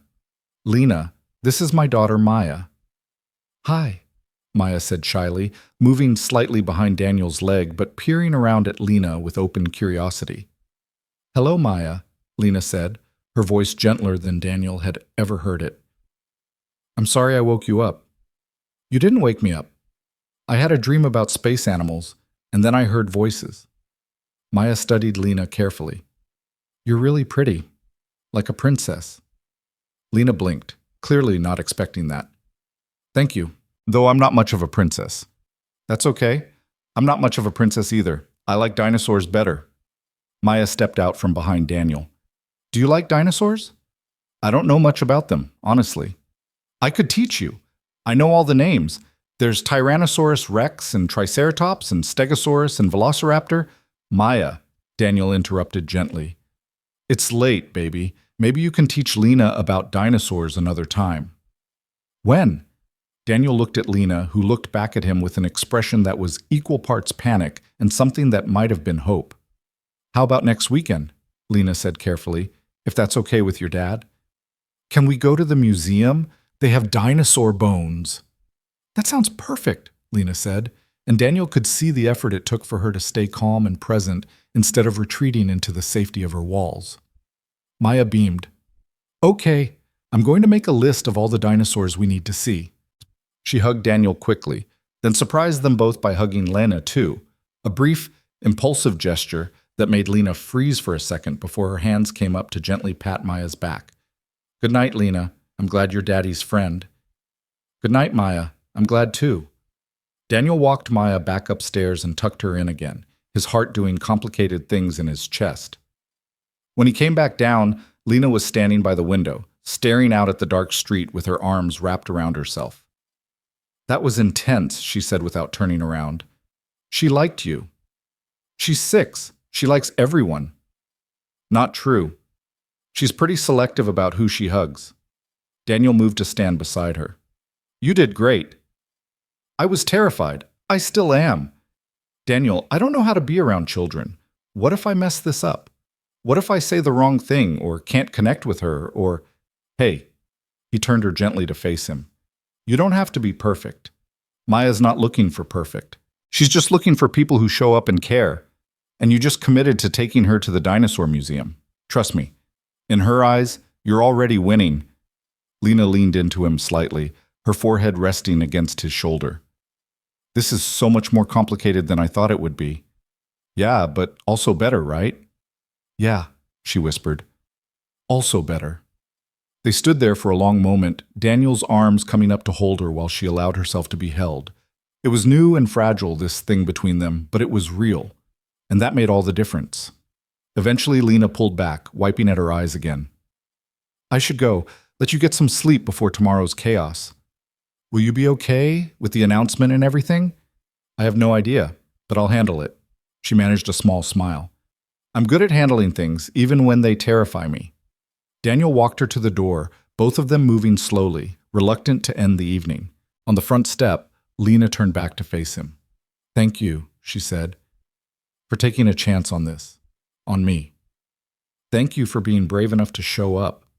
She kissed him then, just a soft, brief press of lips that sent electricity through Daniel's entire body. When she pulled back, her eyes were bright with unshed tears and something that looked like wonder. Good night, Daniel. Good night, Lena. He watched her walk to her car and drive away, then stood on his front step for a long time, breathing in the cold night air and trying to process everything that had just happened. His phone buzzed with a text from Lena. Made it home. Still can't quite believe I did that. Which part? All of it. Stepping down, showing up at your house, meeting Maya, agreeing to the dinosaur museum, having second thoughts? A long pause, then, no, terrified thoughts, but not second thoughts. Good. Get some sleep. Tomorrow's going to be interesting. That's an understatement. Good night, Daniel. Good night. Daniel went inside and checked on Maya one more time, finding her sound asleep with a smile on her face. Then he went to his own room and lay in bed, staring at the ceiling and replaying the evening in his mind. Lena had stepped down as CEO. They were dating. She'd met Maya and hadn't run away screaming. It all felt impossible and inevitable at the same time. Monday morning arrived with the subtlety of a freight train. Daniel got Maya ready for school, both of them moving through their morning routine while he tried not to think about what was about to unfold at the office. He dropped Maya off with a longer hug than usual, then sat in his car for a moment before starting the drive to work. His phone rang. David Chen. Please tell me you knew about this, David said without preamble. About what specifically? About Lena stepping down. The board called an emergency meeting for 7 this morning. I just got out and I'm still trying to process that I'm apparently the new CEO. Daniel winced. I found out last night. And you didn't think to give me a heads up? It wasn't my news to share. David was quiet for a moment, and Daniel could hear the stress in his silence. This is about you two, isn't it? The timing seems awfully convenient. It's complicated. I bet it is. David sighed heavily. Look, I don't care what's happening in your personal life, but as your new boss, I need to know if this is going to cause problems in the office. We're being careful, keeping things professional at work. You better be.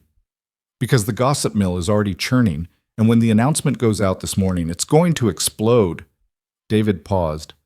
For what it's worth, I hope you two figure it out. Lena deserves to be happy. So do you. Just don't make it my problem. I'll do my best. The call ended and Daniel drove the rest of the way to the office with a knot in his stomach. He arrived to find the place already buzzing with energy. People clustered in small groups, voices hushed and urgent. The announcement had gone out at 8 o'clock, a company-wide email from the board chair explaining that Lena Cross was transitioning to a strategic advisory role effective immediately, and that David Chen would be taking over as CEO. Daniel made his way to his new desk on the finance floor, hyper-aware of the looks following him. Jennifer from marketing appeared within 5 minutes. Did you know? She demanded. Good morning to you too. Daniel, come on. Lena steps down the same week you get reassigned? That's not a coincidence. I'm not discussing Lena's professional decisions. Fine. then discuss your personal ones. Are you two together? The directness of the question caught Daniel off guard. He could lie, could deflect, could maintain the professional distance he'd always kept. But Lena had been right. They were doing this, really doing this, and that meant being honest even when it was uncomfortable. That's not office business, he said carefully. Jennifer's eyes widened. Oh my God, you are! You're dating Lena Cross. I'm not having this conversation at work. Too late. The conversation is happening whether you participate or not. But her expression had shifted from gossipy to something more concerned. Daniel, be careful. People are going to have opinions about this, and not all of them are going to be nice. I can handle it. Can she, though? Lena spent years cultivating a specific image. Dating an former employee, that's going to change how people see her. Maybe that's the point. Jennifer studied him for a long moment, then shook her head with a small smile. You really care about her. Yeah, I really do. Then I hope you both know what you're getting into, because it's about to get messy. She wasn't wrong. By lunchtime, Daniel had fielded questions from 7 different people, ranging from genuinely curious to barely disguised judgment. Marcus from legal made a comment about trading up that made Daniel's fists clench.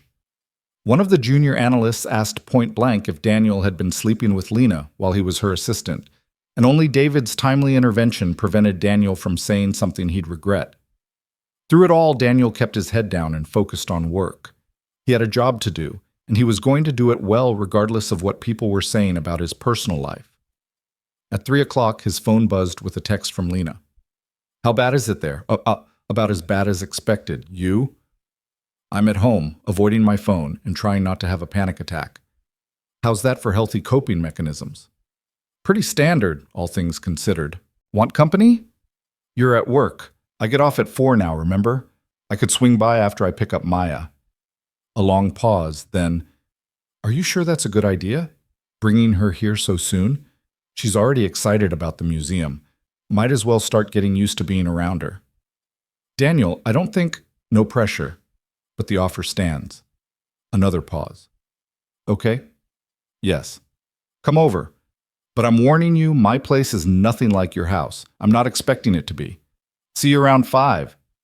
Daniel finished out his workday, packed up his desk, and headed to pick up Maya from after-school care. She bounced into the car full of energy and stories about her day, and Daniel let her chatter wash over him while he drove. Hey baby, how would you feel about visiting Lena for a little bit before dinner? Maya's eyes went wide. Really? At her house? Yeah, she's having a hard day and I thought we could keep her company. Is she sad? A little, yeah. Maya nodded seriously. Then we should definitely go. I'm good at making people feel better. She wasn't wrong. When they arrived at Lena's condo building, a sleek high-rise in the heart of downtown, Maya took it all in with wide-eyed wonder. The doorman, the marble lobby, the elevator with buttons for 20 floors. Lena's unit was on the 18th floor, and when she opened the door, Daniel could see the vulnerability in her eyes. Hi, she said quietly. Hi yourself. Daniel gestured to Maya.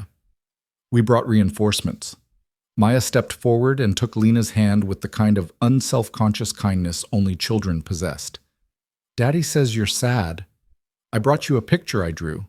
It's a dinosaur but also a rainbow. I thought it might help. She pulled a crumpled piece of paper from her backpack and handed it to Lena. Daniel watched as Lena's face crumpled slightly, her careful composure breaking. It's beautiful, Lena managed, her voice thick. Thank you, Maya. You're welcome. Can I see your house? They spent the next hour in Lena's pristine condo, and Daniel watched his daughter slowly bring life to the sterile space. Maya asked questions about everything, commented on how clean everything was, and insisted on showing Lena how to properly display the rainbow dinosaur picture on the refrigerator. It needs to be at the top, Maya explained seriously. That way you see it every time you want food, and it makes you happy. Lena, who had probably never put anything on her refrigerator in her entire adult life, carefully secured the drawing with a magnet and stepped back to admire it. You're right, it does make me happy. Daniel ordered pizza for dinner, and they ate sitting on Lena's white couch while Maya told elaborate stories about the space animals on Mars who needed veterinarians. Lena listened with genuine interest, asking questions and engaging in a way that Daniel could see cost her effort, but that she was trying so hard to make natural. After dinner, Maya started yawning, the excitement of the day catching up with her. Daniel got her settled in his car, and when he came back up to say goodbye to Lena, he found her standing at her window overlooking the city, the lights stretching out in all directions. "You okay?" he asked. "That was the nicest evening I've had in years," Lena said without turning around. "Your daughter is remarkable." "She is, and she likes you, which is a pretty good sign." "I don't know how to do this, Daniel. The domestic thing, the kid thing. I don't know how to be part of someone's life like that." He moved to stand beside her. "You're doing it right now. Maya doesn't need you to be perfect. She just needs you to show up and care, which you're already doing." "What if I mess it up? What if I can't be what she needs, what you both need?" "Then we'll figure it out together. That's what this is. Figuring it out as we go, making mistakes, learning from them. No one expects you to have all the answers." Lena turned to face him, and in the city lights her eyes were bright with tears. "I stepped down from the most important thing in my life because of you, because of the possibility of us. That's terrifying." "I know, but Lena, you didn't just step down because of me. You stepped down because you were drowning, and you finally admitted you needed air. I'm just lucky enough to be part of what comes next." She kissed him then, deeper than the night before, her hands coming up to frame his face. When they broke apart, she was smiling through the tears. "Saturday," she said. "Dinosaur Museum. I'm going to research every exhibit so I don't sound like an idiot in front of a 6-year-old. Daniel laughed. "She'll love you no matter what. But sure, research if it makes you feel better." "It does. Control is my security blanket." "Then research away. Just remember that kids are unpredictable. No amount of preparation will change that." "Wonderful. I'm doomed. You're going to be great." He kissed her once more, then headed down to where Maya was waiting in the car, probably already half asleep. As he drove home through the Monday night traffic, Daniel felt something settle in his chest. Peace, maybe, or hope. The sense that for the first time in years, he wasn't just surviving, he was building something real. His phone buzzed at a red light. "Lena, thank you for bringing her over, for giving me a chance to be part of this. Thank you for taking the chance. See you Saturday?" "Saturday. I'll be the terrified one with the dinosaur notes. Can't wait." The week that followed was chaos of a different kind. The office gradually adjusted to David as CEO, though the transition was rocky. Questions about Lena's departure continued to circulate, and speculation about Daniel's role in it reached a fever pitch when someone saw them having coffee together on Wednesday afternoon. But Daniel found that he cared less than he expected. Let people talk. Let them speculate. He knew the truth, that what he and Lena were building was worth the gossip, worth the judgment, worth the risk. Saturday arrived with Maya bouncing off the walls with excitement. She'd made a list of 17 dinosaurs she wanted to see, complete with drawings and facts she'd researched on Daniel's laptop. When Lena arrived to pick them up, Maya immediately launched into dinosaur facts. "Did you know that velociraptors were actually really small? Like turkey-sized. The movies got it wrong." Lena, who had clearly done her own research, responded, "But they did hunt in packs, which is what made them dangerous." Maya's eyes went wide. "You know about dinosaurs." "I did some reading, wanted to keep up with the expert." And just like that, Maya was smitten. They spent 4 hours at the museum, Maya dragging them from exhibit to exhibit with boundless energy, while Lena gamely kept pace, asking questions and genuinely engaging. Daniel hung back sometimes, just watching the two of them together, and felt his heart do complicated things in his chest. This was his life now. This strange, unexpected, beautiful configuration of people who were learning to be a family in their own way. As they left the museum, Maya's hand in Lena's and her own tired contentment radiating from every step, Daniel felt the last piece of his carefully constructed armor fall away. They were really doing this. And it was going to be okay. The weeks that followed the museum trip settled into a rhythm that felt both strange and right. Lena started spending more time at Daniel's house than her own sterile condo, drawn by the warmth and chaos that Maya brought to every moment. She'd show up on Wednesday evenings with takeout, claiming she was in the neighborhood even though her place was across town. She'd arrive on Saturday mornings with ingredients for pancakes, fumbling through recipes she'd never attempted before while Maya directed her with the seriousness of a head chef. Daniel watched it all unfold with a mixture of wonder and caution. Lena was trying so hard, pushing herself out of every comfort zone she'd ever established. But he could also see the moments when it overwhelmed her, when Maya's energy became too much, when the domesticity felt suffocating, when Lena's eyes would go distant and Daniel knew she was retreating into old patterns of self-protection. One evening in early December, about 6 weeks after Lena had stepped down, Daniel found her standing in his kitchen after Maya had gone to bed, staring at the refrigerator covered in drawings and school notices and the detritus of family life. "What are you thinking?" he asked, wrapping his arms around her from behind. Lena leaned back into him. "I'm thinking that I don't know how to be this person. The person who knows which days are pizza day at school and which superhero is Maya's current favorite. The person who has space in her life for crayon drawings and bedtime stories. You're learning. That's all any of us are doing. What if I can't learn fast enough? What if Maya needs more than I can give?" Daniel turned her around to face him. "Maya doesn't need you to be perfect. She just needs you to be present, and you are. Every time you show up, every time you try, even when it's hard, that's what matters." I canceled a board meeting yesterday because Maya had a school play. A board meeting, Daniel. The old me would never have done that. And how did it feel? Lena was quiet for a moment. Terrifying, but also right. Watching her be a tree in the class production of The Giving Tree was somehow more important than quarterly projections. She laughed softly. "I don't even recognize myself anymore." Is that a bad thing? I don't know. Sometimes I worry that I've lost myself completely, that I gave up everything I built just to play house. The word stung more than Daniel wanted to admit. "Is that what you think this is? Playing house?" "No, that came out wrong." Lena pressed her forehead against his chest. "I just mean that everything in my life has changed so drastically in such a short time. My job, my daily routine, my entire sense of identity. And I'm happy, Daniel, I really am, but I'm also scared that I'm not enough for this.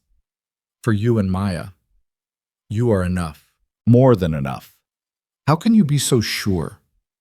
Because Maya asks when you're coming over. Because she draws you pictures and saves jokes to tell you. Because she started calling you Lena instead of Daddy's friend. Kids know Lena. They know when someone really cares about them. And she knows you do." Lena pulled back, wiping at her eyes. "I do care about her. So much it scares me.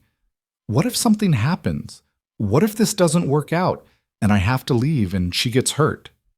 What if it does work out? What if we build something real and lasting and good? That scares me even more." Daniel understood. The fear of failure was familiar, manageable even, but the fear of success, of actually getting the thing you wanted and then having to maintain it, that was paralyzing in a different way. "We take it one day at a time," he said. "That's all we can do." At work, the gossip had mostly died down, replaced by the usual office drama and politics. David had settled into the CEO role with surprising ease, and Daniel found that working for him was less intense than working for Lena had been. David had boundaries, took weekends off, didn't send emails at midnight. It was healthier, if less exhilarating. But the whispers hadn't completely stopped. Daniel still caught looks sometimes, still heard his name mentioned in conversations that would pause when he approached. Marcus from legal had made it his personal mission to make pointed comments whenever possible. One afternoon in mid-December, Marcus cornered Daniel in the break room. "So how's domestic life with the Ice Queen?" Daniel counted to 5 before responding. "Her name is Lena, and my personal life is none of your business." It became everyone's business when she stepped down as CEO. Some of us worked hard to get where we are without sleeping our way to the top. The implication was clear and vicious. Daniel felt his hands clench into fists. "You want to say that again?" "I'm just saying what everyone's thinking. You were her assistant, now you're her boyfriend, and somehow you got to keep your job while she conveniently transitions to a cushy advisory role. It looks suspicious." "Marcus, Unless you want me to report you to HR for creating a hostile work environment, I suggest you walk away right now. Touchy. Must have hit a nerve. David appeared in the doorway before things could escalate further. Marcus, my office. Now. His voice had the kind of authority that didn't invite argument. Marcus left, and David turned to Daniel with a sympathetic expression. You okay? Fine. Just tired of the commentary. I know. And for what it's worth, Marcus is being dealt with. That kind of talk isn't acceptable in my company. David paused. How are things really, with you and Lena? Complicated, good, terrifying, all of the above. She seems happier. I had coffee with her last week to discuss some strategy items, and she was different, lighter somehow. She's trying. We both are. That's all you can do. David clapped him on the shoulder. Just remember that you have people on your side. Not everyone thinks this is scandalous or inappropriate. Some of us are just happy to see two people we care about taking a chance on happiness. The words stayed with Daniel through the rest of the day. He texted them to Lena, who responded with a simple heart emoji, something the old Lena would never have done. That weekend, Maya asked the question Daniel had been dreading. They were decorating the Christmas tree, Lena carefully hanging ornaments while Maya directed placement with exacting standards, when Maya suddenly said, "Is Lena going to be my new mom?" The room went silent. Daniel froze with an ornament in his hand, and Lena looked like she might pass out. "What makes you ask that, baby?" Daniel managed. Maya shrugged with the casual confidence of a 6-year-old who didn't understand the weight of her words. "She's here all the time, and she does mom things, like making breakfast and helping with homework and tucking me in sometimes. So I thought maybe she was going to be my mom." Daniel glanced at Lena, who had gone pale. This was the moment he'd been worried about, the moment when the reality of what they were building would crash into Maya's need for stability and definition. "Maya," Lena said softly, kneeling down to Maya's level, "I care about you very much, and I love spending time with you. But I'm not trying to be your mom.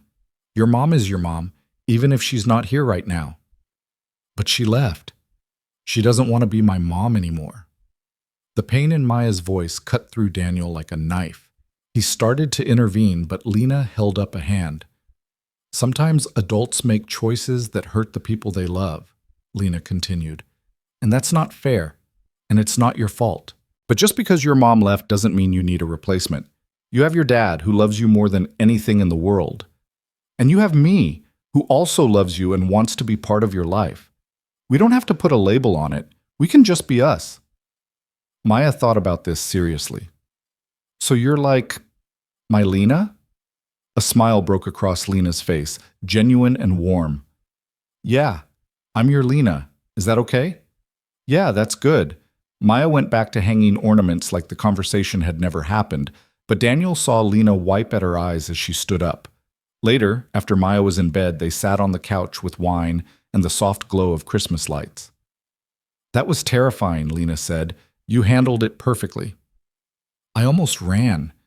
When she asked that question, every instinct I had was screaming at me to leave before I could hurt her, or disappoint her, or fail at being what she needs. But you didn't run. No, because somewhere in the last few months, she stopped being just your daughter. She became mine too, in whatever way that means. Lena took a shaky breath. "I love her, Daniel. I didn't expect to. Didn't think I was capable of it. But I do. I know, she knows too. What if I mess this up? What if my baggage and my fears end up hurting her? Then we'll deal with it together. That's what family does." The word hung in the air between them. Family. It was the first time either of them had said it out loud, and the weight of it was both terrifying and perfect. "Is that what we are?" Lena asked quietly. "A family? I think we might be. If you want to be." "I want to be. I want this. All of it. Even the scary parts." She set down her wine and turned to face him fully. "I love you, Daniel. I should have said it before now, but I was afraid if I said it out loud, it would somehow jinx everything." Daniel felt his heart do that complicated thing it had been doing since the day he fell asleep on her shoulder. "I love you too. I think I have for a while now." They kissed, slow and deep, and Daniel felt the last of his reservations melt away. This was real. This was happening. They were building a life together, messy and imperfect, and absolutely worth it. The holidays brought new challenges. Lena's father called on Christmas Eve, his first communication with her in over a year, asking about her stepping down and whether she'd lost her mind. Daniel could hear her side of the conversation from the kitchen, could hear the way her voice went cold and professional. "I made the decision that was right for me, Dad. I don't need your approval." "You threw away everything you built for what? Some man and his kid?" "For my life, for the possibility of actually being happy instead of just successful. Happiness is overrated. Success is what matters." "Then I guess we have different priorities."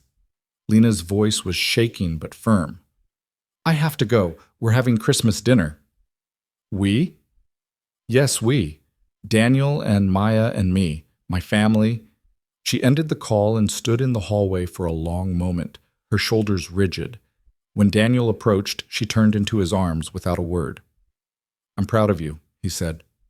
"For what? Basically telling my father to fuck off?" "For choosing yourself.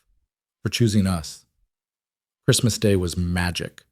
Maya woke them up at 6 in the morning, bouncing with excitement over the presents under the tree. Lena had gone overboard with gifts, a telescope for Maya's space obsession, books about dinosaurs and marine biology, art supplies that would probably create weeks of mess.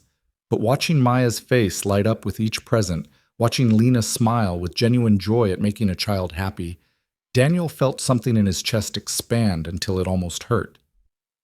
This was what he'd been missing. Not just someone to share the burden of parenting, but someone to share the joy of it. Someone who saw Maya's wonder and felt it too. In February, Daniel got a call from Emily. He was at work when his phone rang with the number he'd deleted but still recognized. His hand started shaking before he even answered. "Hello? Daniel, it's Emily." 2 years. 2 years of silence. Of Maya asking questions he couldn't answer, of building a life without her. And now her voice on the other end of the line like no time had passed at all. "What do you want?" His voice came out colder than he intended. "I want to see Maya. I want to talk about custody arrangements." The world tilted. "You can't be serious." "I'm her mother. I have rights." "You gave up those rights when you walked out, when you abandoned your daughter and didn't look back for 2 years. I was struggling. I needed time to find myself. And now what? You found yourself and you want back in? It doesn't work like that, Emily. I'm not trying to cause problems. I just want to see her, to explain." Daniel closed his eyes, fighting against the rage and fear warring in his chest. "She's 6 years old. She barely remembers you. And what she does remember is that you left. Do you have any idea what that did to her? The nightmares, the abandonment issues, the fear that everyone she loves is going to disappear. I know I made mistakes." "Mistakes?" "You destroyed her sense of security. And now that she's finally happy, finally stable, you want to waltz back in and disrupt everything?" "I'm her mother." "No. You're the woman who gave birth to her. Her mother is the one who's been here every day. The one who holds her when she has nightmares and celebrates her victories and shows up no matter what." The words were out before Daniel fully processed them, but once said, he knew they were true. "I want to see my daughter, Daniel. I have a lawyer." "Then have your lawyer contact mine. But I'm not making this easy for you. You don't get to hurt her again." He ended the call and sat at his desk, shaking. David appeared in the doorway minutes later. "Everything okay? You look like you've seen a ghost." "Emily called. She wants custody." "Shit. What are you going to do?" "Fight. With everything I have." That evening, Daniel told Lena about the call. They were in his living room, Maya upstairs doing homework, and Lena listened with an expression that grew darker with each detail. "She can't just show up after 2 years and demand access," Lena said. "She can try. I need to get a lawyer, figure out what my rights are." "Our rights," Lena corrected. "This affects all of us." Daniel looked at her, at this woman who'd transformed her entire life to be part of theirs. "You don't have to be involved in this. It's going to get messy." "Daniel, I told Maya I'm her Lena. That means I'm in this mess and all." She took his hand. "We're a family. Whatever comes, we face it together." The custody battle that followed was brutal. Emily's lawyer painted Daniel as a single father, too overwhelmed to properly care for Maya, pointed to his history of exhaustion and near burnout as evidence of instability.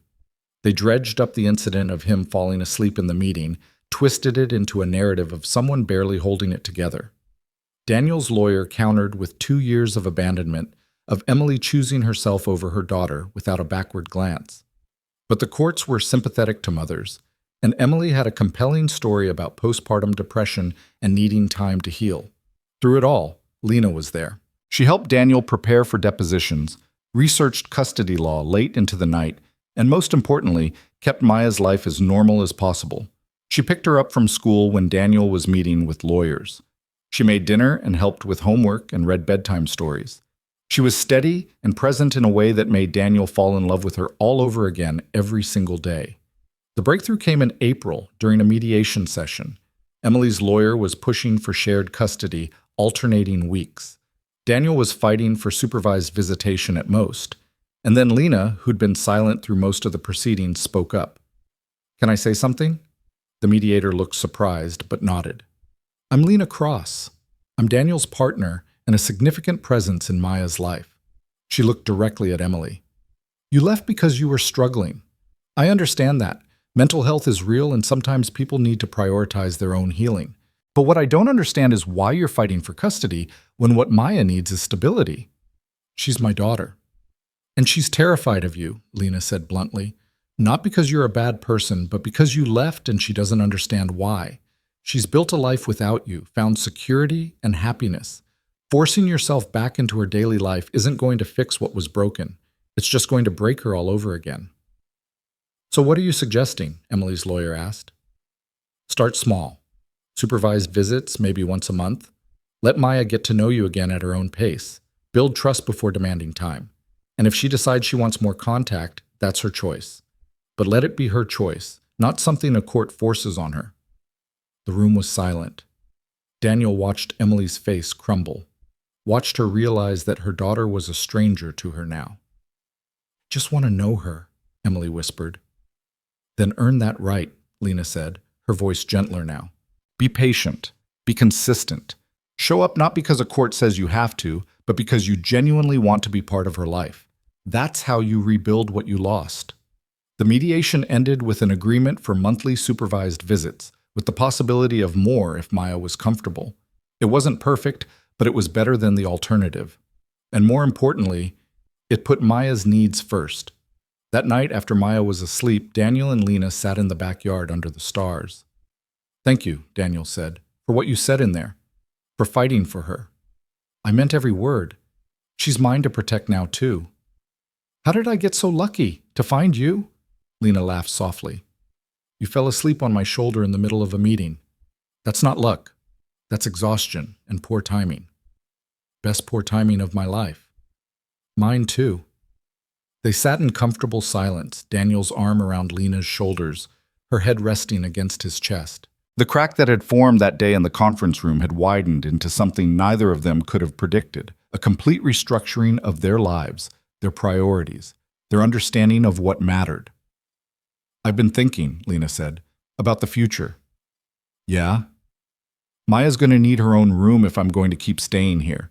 The guest room is fine, but she's getting older. She needs space." Daniel's heart rate picked up. "Are you saying what I think you're saying? I'm saying that my condo is cold and empty, and I haven't spent a full night there in 2 months. I'm saying that this—" She gestured at the house, the yard, the life they'd built. "This is home now. If you'll have me." "If I'll have you? Lena, I've been waiting for you to be ready." "I'm ready, terrified but ready." Good terrified or bad terrified? The kind of terrified that means something matters, the kind worth pushing through.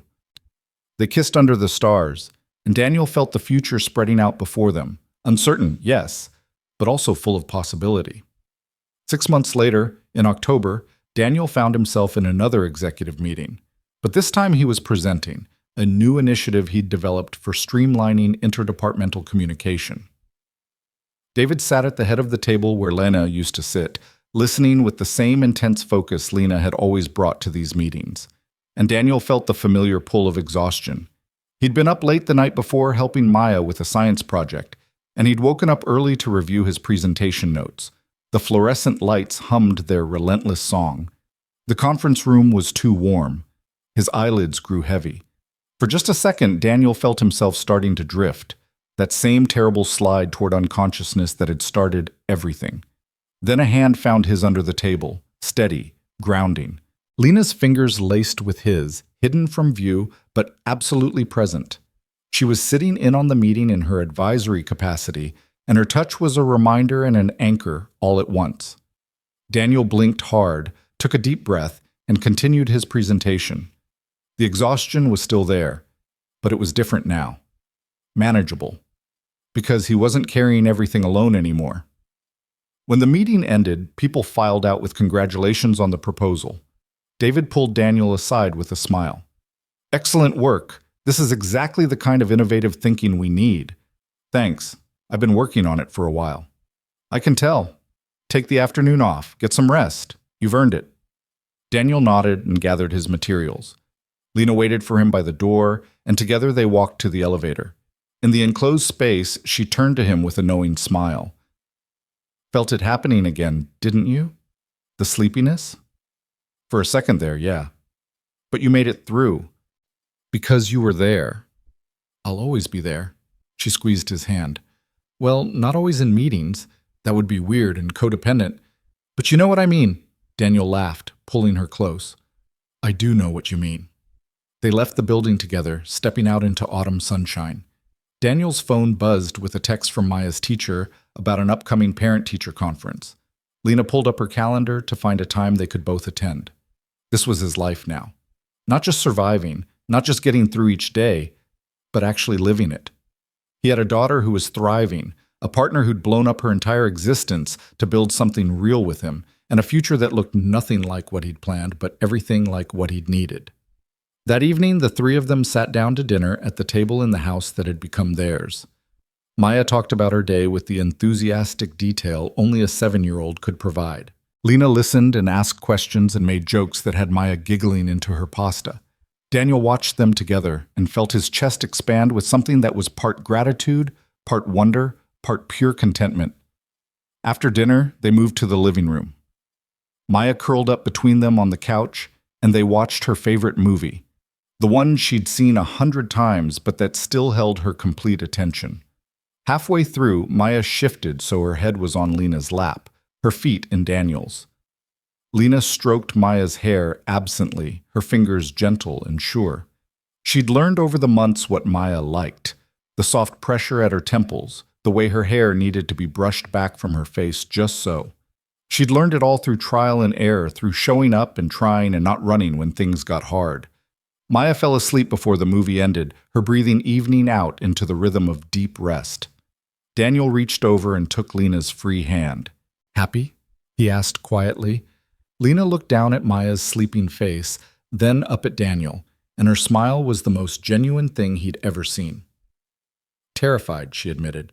"Still completely terrified that I'm going to mess this up somehow. But happy? But happy, so incredibly happy." They sat there in the soft glow of the television, a makeshift family that had been born from exhaustion and vulnerability and the courage to let walls crumble. Daniel thought about that moment in the conference room all those months ago, the moment he'd thought would end his career, but that had instead saved his life. He'd been so tired that day, tired of holding everything together alone, tired of pretending he was fine when he was falling apart, tired of the relentless grind of survival. And in that moment of complete surrender, when he'd let himself be vulnerable enough to fall asleep on his boss's shoulder, everything had changed. Not because he'd been strong, not because he'd had a plan or made some brilliant strategic move, but because he'd allowed himself to be seen.